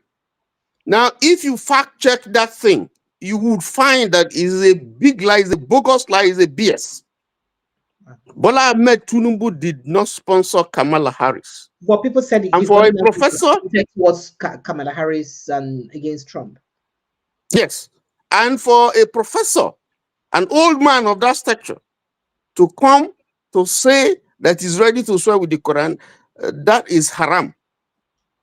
That is haram. I beg, stop. And by Islamic standard, if the Sharia is supposed to be stoned to death. Let's say they chop our money for corruption. That will not be haram. Please stop playing too much.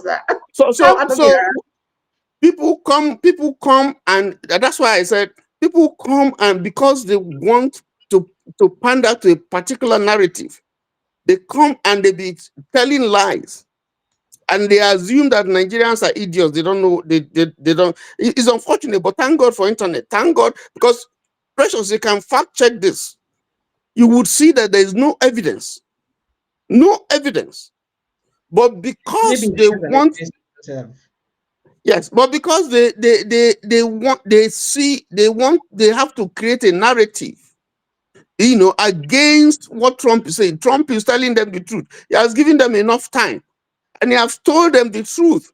Stop this killing. Do something about this killing. They are not doing it. They are not ready to do it.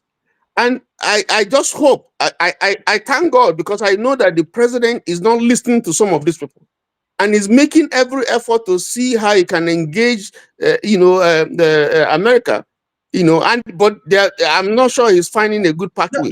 Dr. Catch joins us tomorrow, and Dr. Catch did say something today when I tried to contact him to join us tomorrow. He said that whatever negotiation or meeting the president, Bola Ahmed Tinubu, would have with Donald Trump is a perfect opportunity for him to show that he's against the killings in Nigeria. That is an opportunity for him to exonerate himself for what is going on in Nigeria, and it is important for his personal records. So no, he cannot exonerate himself. It's not a question of exonerating himself. It's a question of accepting that his government has failed. Exonerating himself by admitting that there's something wrong and then accepting help. Because I agree. If he agree, if he not talk, say, oh, make US can't help another go, she'll say, oh, first of all, you're in denial. Secondly, you know that you lack the capacity, or you've not been able to handle this, and still you don't want help. That means you're in support of what is going on. You're in support of the killing of your people. Yes. So it's an opportunity. It's an opportunity. Exploring that opportunity to discuss, with Washington, is an opportunity for him to lay bare the facts about this whole thing and to be frank about it. All right, thank you. And to seek for. Somebody here says it's true that Tinubu donated $6 million to Kamala Harris campaign. It's not true. Fast check it. It's not true. It is a big lie. You can check. Google it now or check. Yeah, I'm right here now, Precious. Can you go to ChatGPT or Google? I am not doing that. I don't get that in English. You can't find it. It's a blatant lie. It's a big lie. And then let me tell you something. The U.S. Constitution. Okay. The U.S. Constitution forbids any such contribution from somebody from outside the country to do that. If you check, it's not. So if Tinubu did that, that's an offense, and they will hold him. But it's not a fact. It's a lie. It's a big lie. He did it, and these are just tales. That because they want to paint Trump black.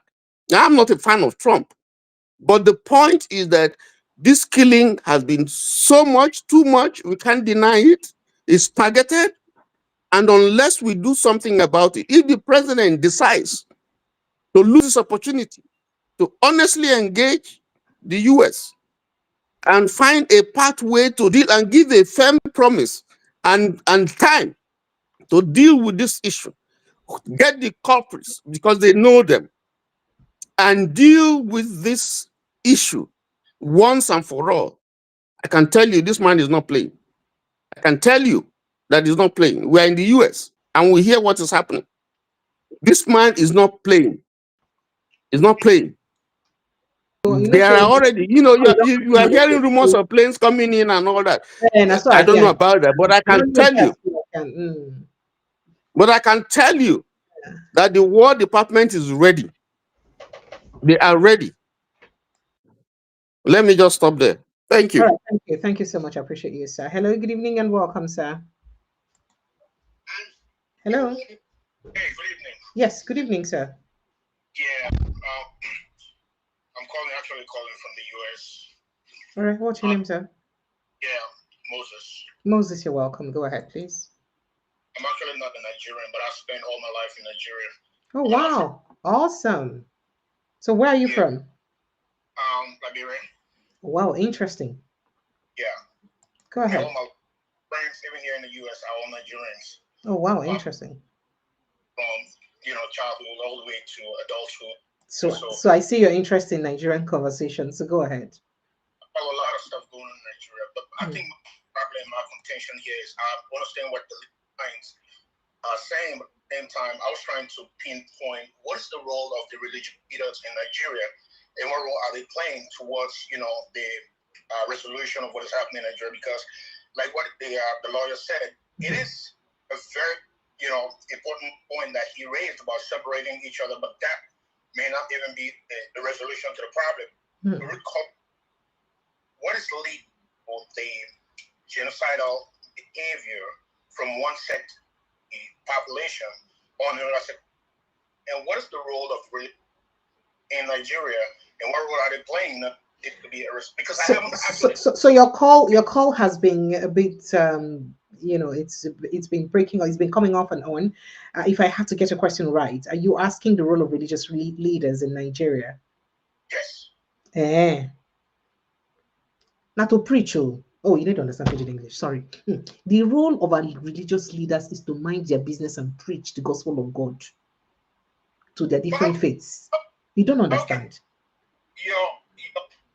Your members who are slaughtered preach, but you don't preach against that. You don't say anything about it. You know that in Nigeria we have different ethnic nationalities, and it's a very big problem. So when you have someone from your ethnic extraction in government and you're a man of God, you may not want to say some kind of things so that it doesn't look like you're bringing down the person from your ethnic group. And then, but even though you have said that kind of thing when someone from another ethnic group is in power, but then you can't say such thing when the person from your ethnic extraction is in power, so that you don't act like you're helping the person, bring the person down and all that. But however, we've had very good men of God speak.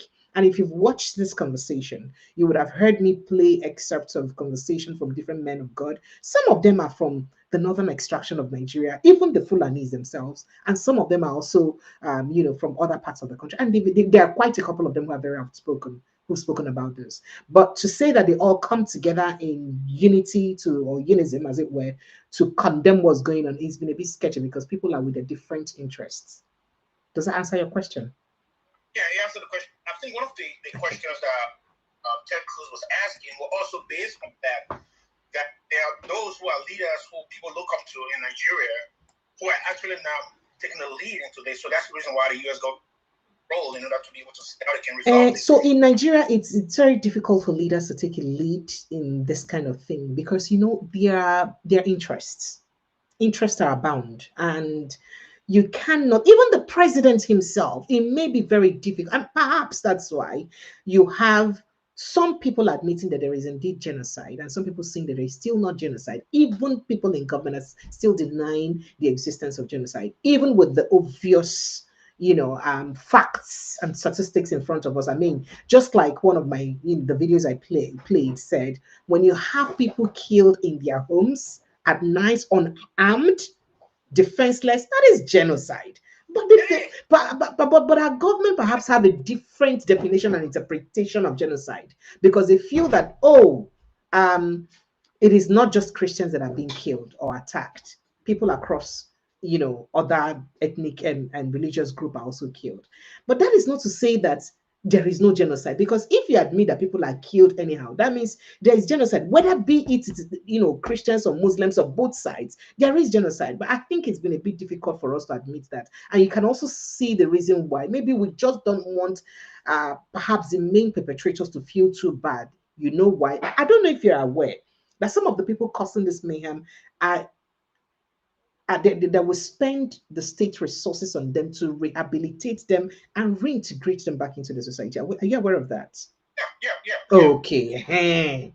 So maybe if you admit that kind of thing, it may not be just too good like that. So now look at it like, so when you know that there is genocide, why are you not spending this kind of money rehabilitating them? Maybe, I don't know. I'm just assuming, So it seems like some people are saying, okay, it's genocide is subjective, or it is not actually what is happening. But the level of denial is, is really, really perplexing to me, because you have seen what is happening. A whole village is wiped out.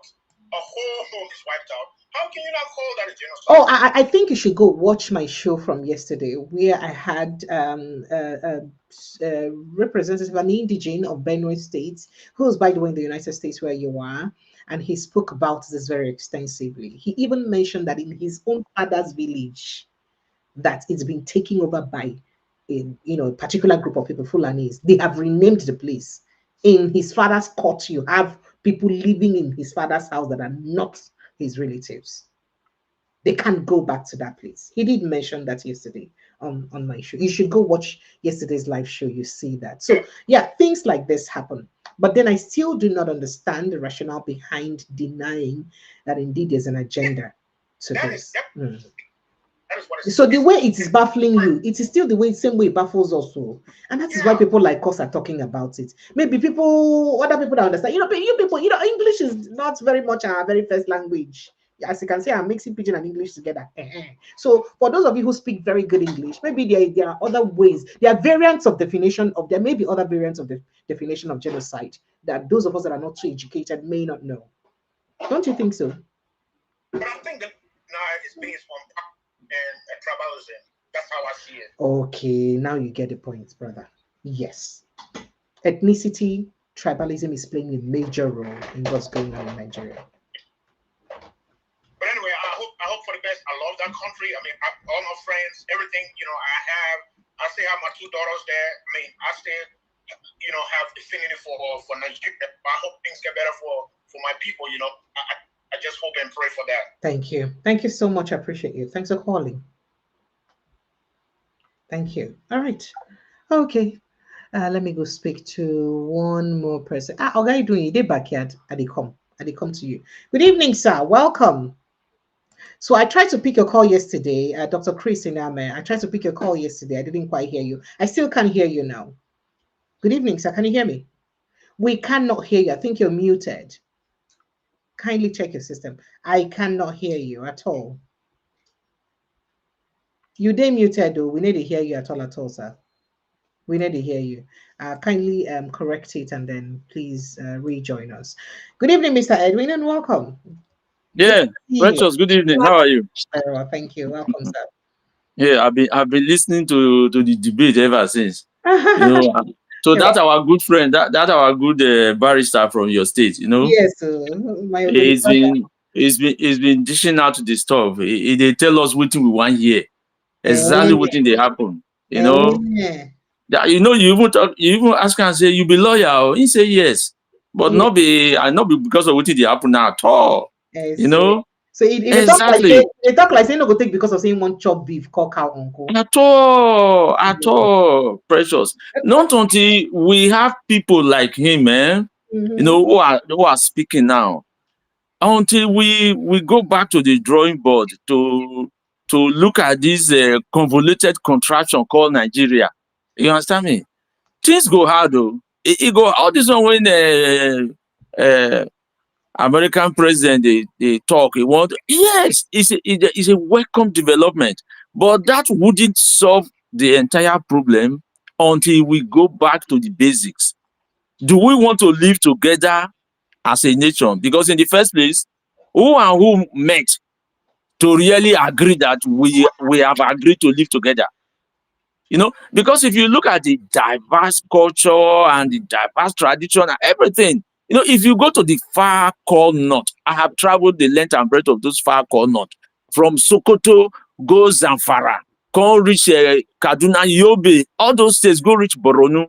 The time when I did Nigeria, there's none of those places I don't know. There, the border, if you just start up, go buy bread for Niger. Yes, so the border na freeway, you open where now freeway, but people most people for South, they don't know what they happen there. These people, they don't get boundary there for North. So why don't we just look? I'm beginning to envisage the fear that one day waiting they happen for that side. So it don't already reach our backyard. It did delta, it did rivers, it did where these people don't occupy all our forests. I've been saying this thing, and people are not listening. They are not listening. It's not raising false alarm. It's a fact.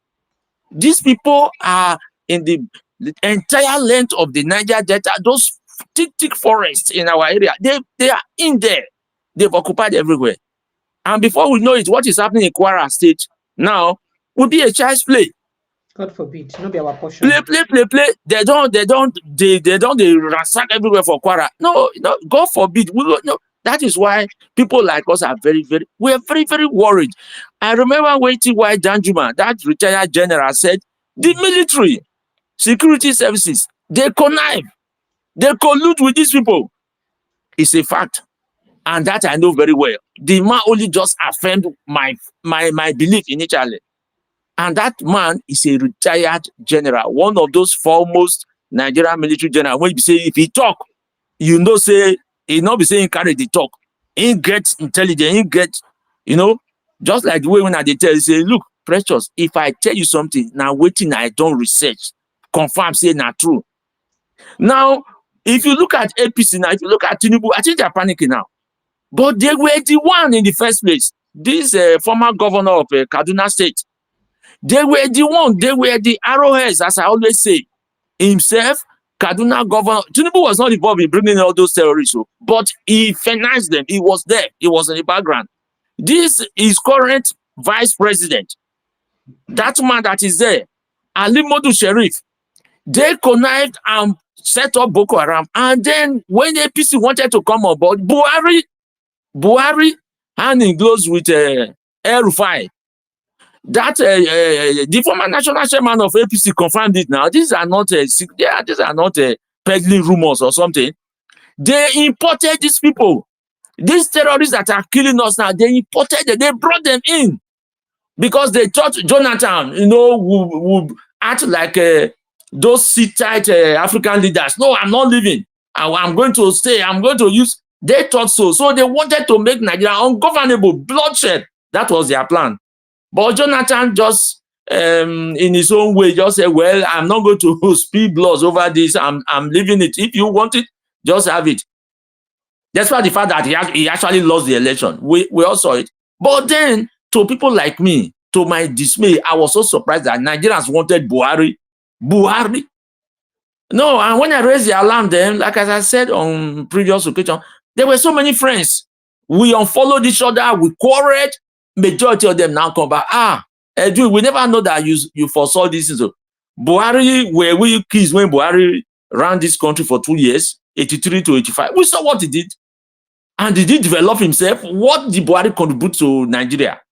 So when they said Buhari was the Messiah, everybody started to run. I just look. My only pity is for Nigerians. Precious. That is why every day now costs are the cost. I say all those Supreme Court judges when you give judgments, those kind of fake judgments that when they give for River State. If, for instance, the judiciary say I know say they are poorly paid, they don't get money. I know, but then wait till you go gain when you know say the first judgment where you those kind of judgment where they buy, where Wike and Tinubu and all this what they buy, you sit down and preside over that kind of judgment. They not defect.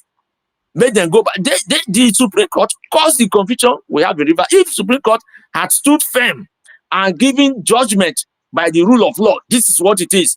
I'm telling you, all this defection left, right, and center. Oh, now what do we call democracy? Are we like as I've always asked, are we practicing democracy now? Now that everybody's running, ditching all the opposition parties and jumping from fry pan to fire, they are now going to APC.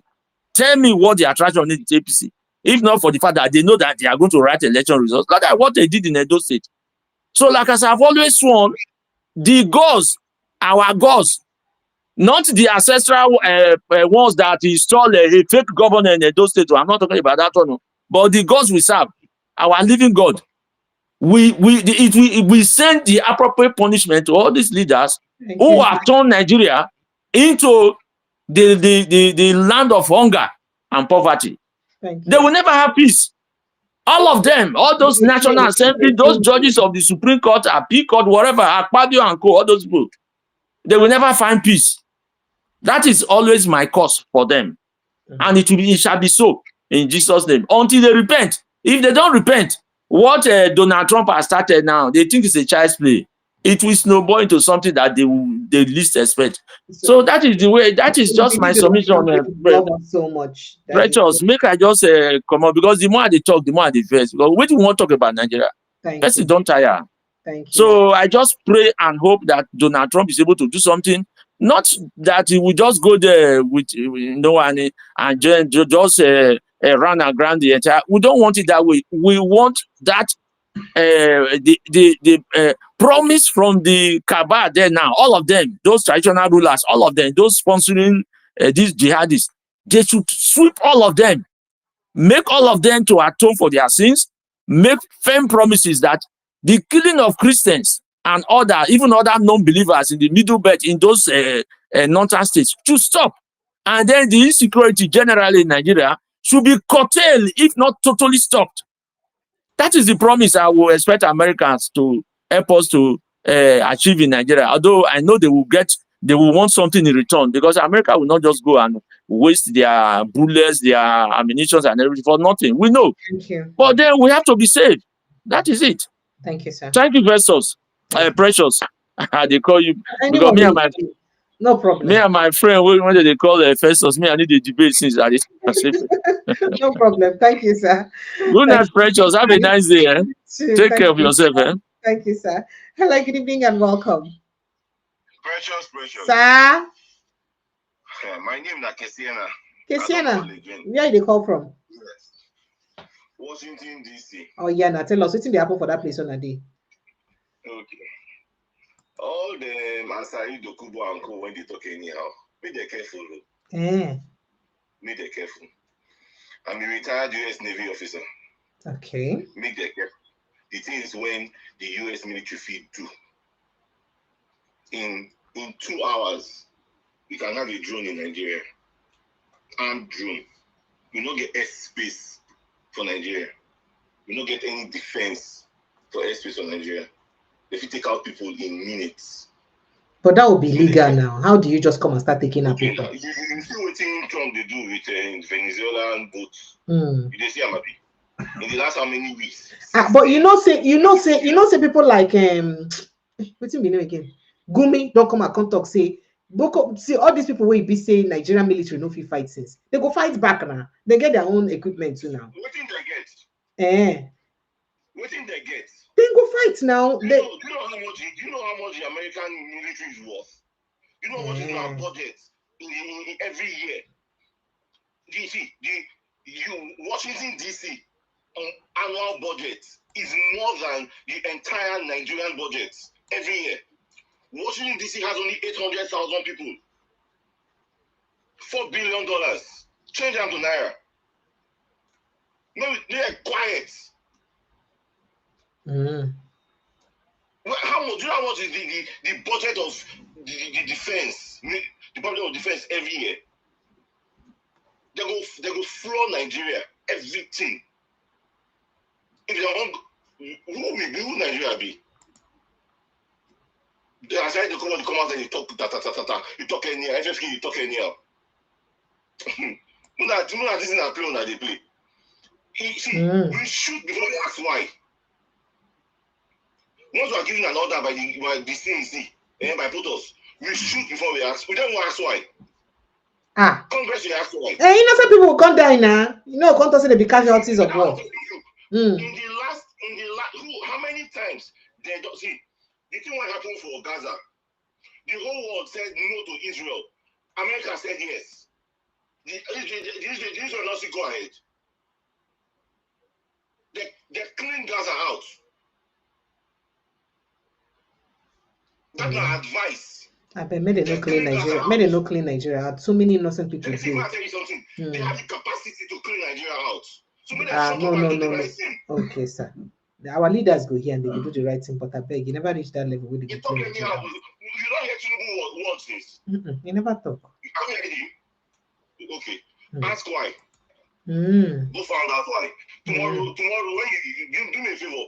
Tomorrow program, when you get, can't tell me what you find out. I no go ask. Don't send me that kind of assignment. No, don't send me that kind of work. I not go that kind of work. Thank you so much. I appreciate you. Thank you for calling.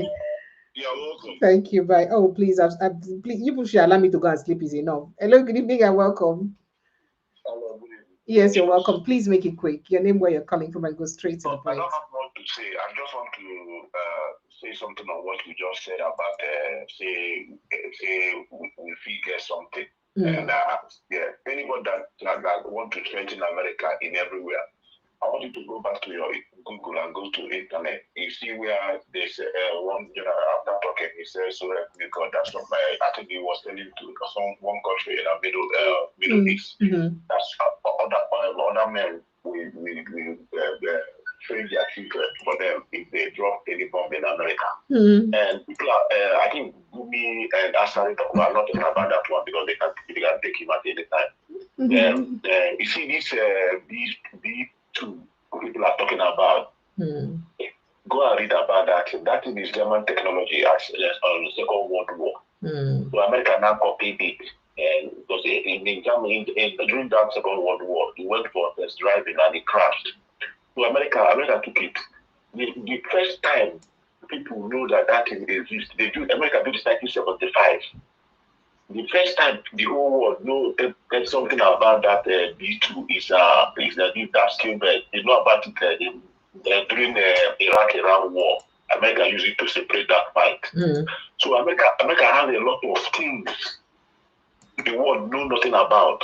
Right, but I just want to go from the last caller. America is not coming to destroy Nigeria. America is not coming to fight Nigeria. At all. If they listen to that statement very well. I saw the other guy. What's the name? Somebody more or something like that. That young guy from America. He said, "Right, more." That we know them. We know the people that are responsible. Yes, I know. Yes. And they know that we know them. And we are going to take them. And we're not going to arrest them. We're going to kill them. They're serious about it. And I repeat again, so there's something Gumi said. Gumi said that America will not cannot defeat these people. Yes. There will be a lot of casualties. He said that these people have infiltrated the community, maybe because they live among You know what he's banking on? He's banking on like the guy from England, that Edo guy. What he said that these people have occupied. Yes, so because they don't deal inside there, so what Gumi, the last law Gumi knows, because he knows he's in trouble. His name is on that list. Pantami's name is on that list. So Gumi knows that he's in trouble. That's why Gumi is now telling Nigerians that because he saw the level of Nigerians wanting America to come. So he's not telling Nigeria that they will be in trouble. So we want his attackers, all those people, to attack everywhere they are once America started coming for them. So he's trying to play on his own because they are selfish people. They never want any good thing for people. So, but America is not coming to destroy Nigeria. They're going to keep them one by one, and that's exactly what we want them. So, if they stop this, close the chain, they supply that fuel, that tank of fuel in the forest where they're picking. That thing is 33,000 liters. Everybody knows how much it is, and they did not hijack it. They bought it for them. So if they close those chains that buy those guns, these things for them, those militars, they will run away by themselves. And Nigerians are capable to defeat them. Everybody, any locality, anywhere in the village, all the PGs, all the national leaders that are sincere, they should equip their people to wait. Because these things are going to be justified. Thank you. Oga, but you say you don't go waste my time now. I go cry for you. I won't go sleep. Sorry. Thank you. Now another call don't come in again. Oh, good evening and welcome. Precious, my love. How are you? Hey, 101%. How are you? I am fine. Welcome. I did fine. How your side? Oh yeah, try make them 30 seconds. Sharp. 30 seconds. Okay. Yes. 30 seconds. I want to thank Donald Trump. When they come like, yeah, I want to thank her.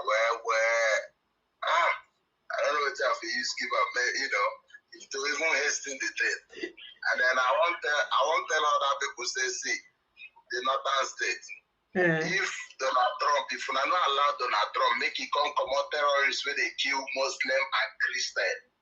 You understand? I don't say only Christian or Muslim and Christian. So we the Christians now go make it divide the country for us. You understand?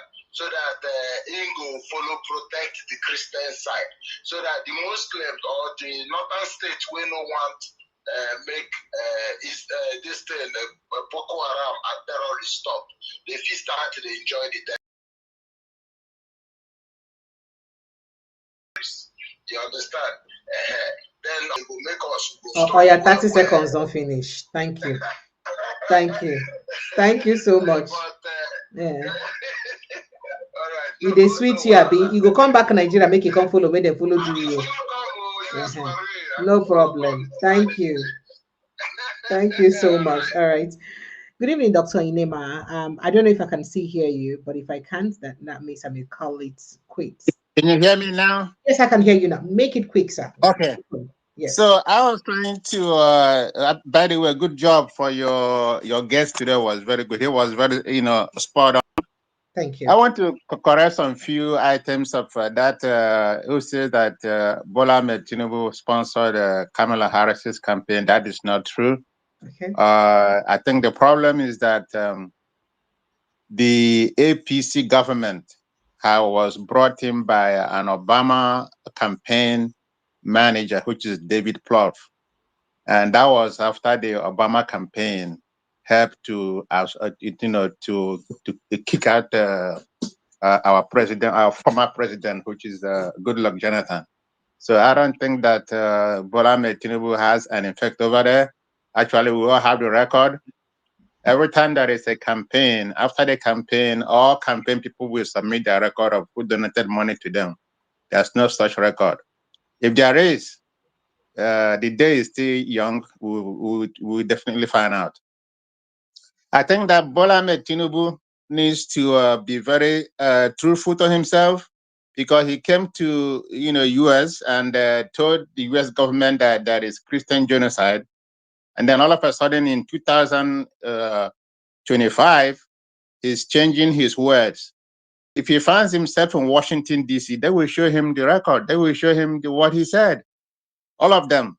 So there's no denial in that. The government has to do a lot to protect Nigerians. And here's the one funny thing. You have terrorists who murdered people. You rehabilitate them, and then you put them in the Nigerian army. So there is no hope that it's going to stop, because whenever Nigerian army wants to attack them, they will get intelligence information from them. So Nigeria has so much potential, but the politicians are just not doing. In fact, all Nigerian politicians are not patriotic. That is the truth. Thank you. Thank Thank you. you so much. I appreciate you. Thank you. Thank you for joining us. All right, Nigerians, that will be all today. I'd like to say a big thank you to everyone who's been part of the show. It was a pleasure to be with you and to talk matter way concerning Nigeria to all of you now. I appreciate it in a big time. Thank you for your calls, your reactions, your messages, your comments, your likes. And if you haven't liked, please make sure you go back and like this post, share it, and follow us like a village people now. I beg, you know they pay for subscription. You don't pay for subscription, it's free of charge. So just go and follow or subscribe, like this post. Everything is free. You're not paying a dime for it. So I'll see you again tomorrow evening. Hopefully, Dr. Catch Ononoju joins me tomorrow evening, and it promises to be an explosive conversation. But at the meantime, remember to protect your mental health because wahala may finish at all. So good night and God bless you. Thank you so much. Tata.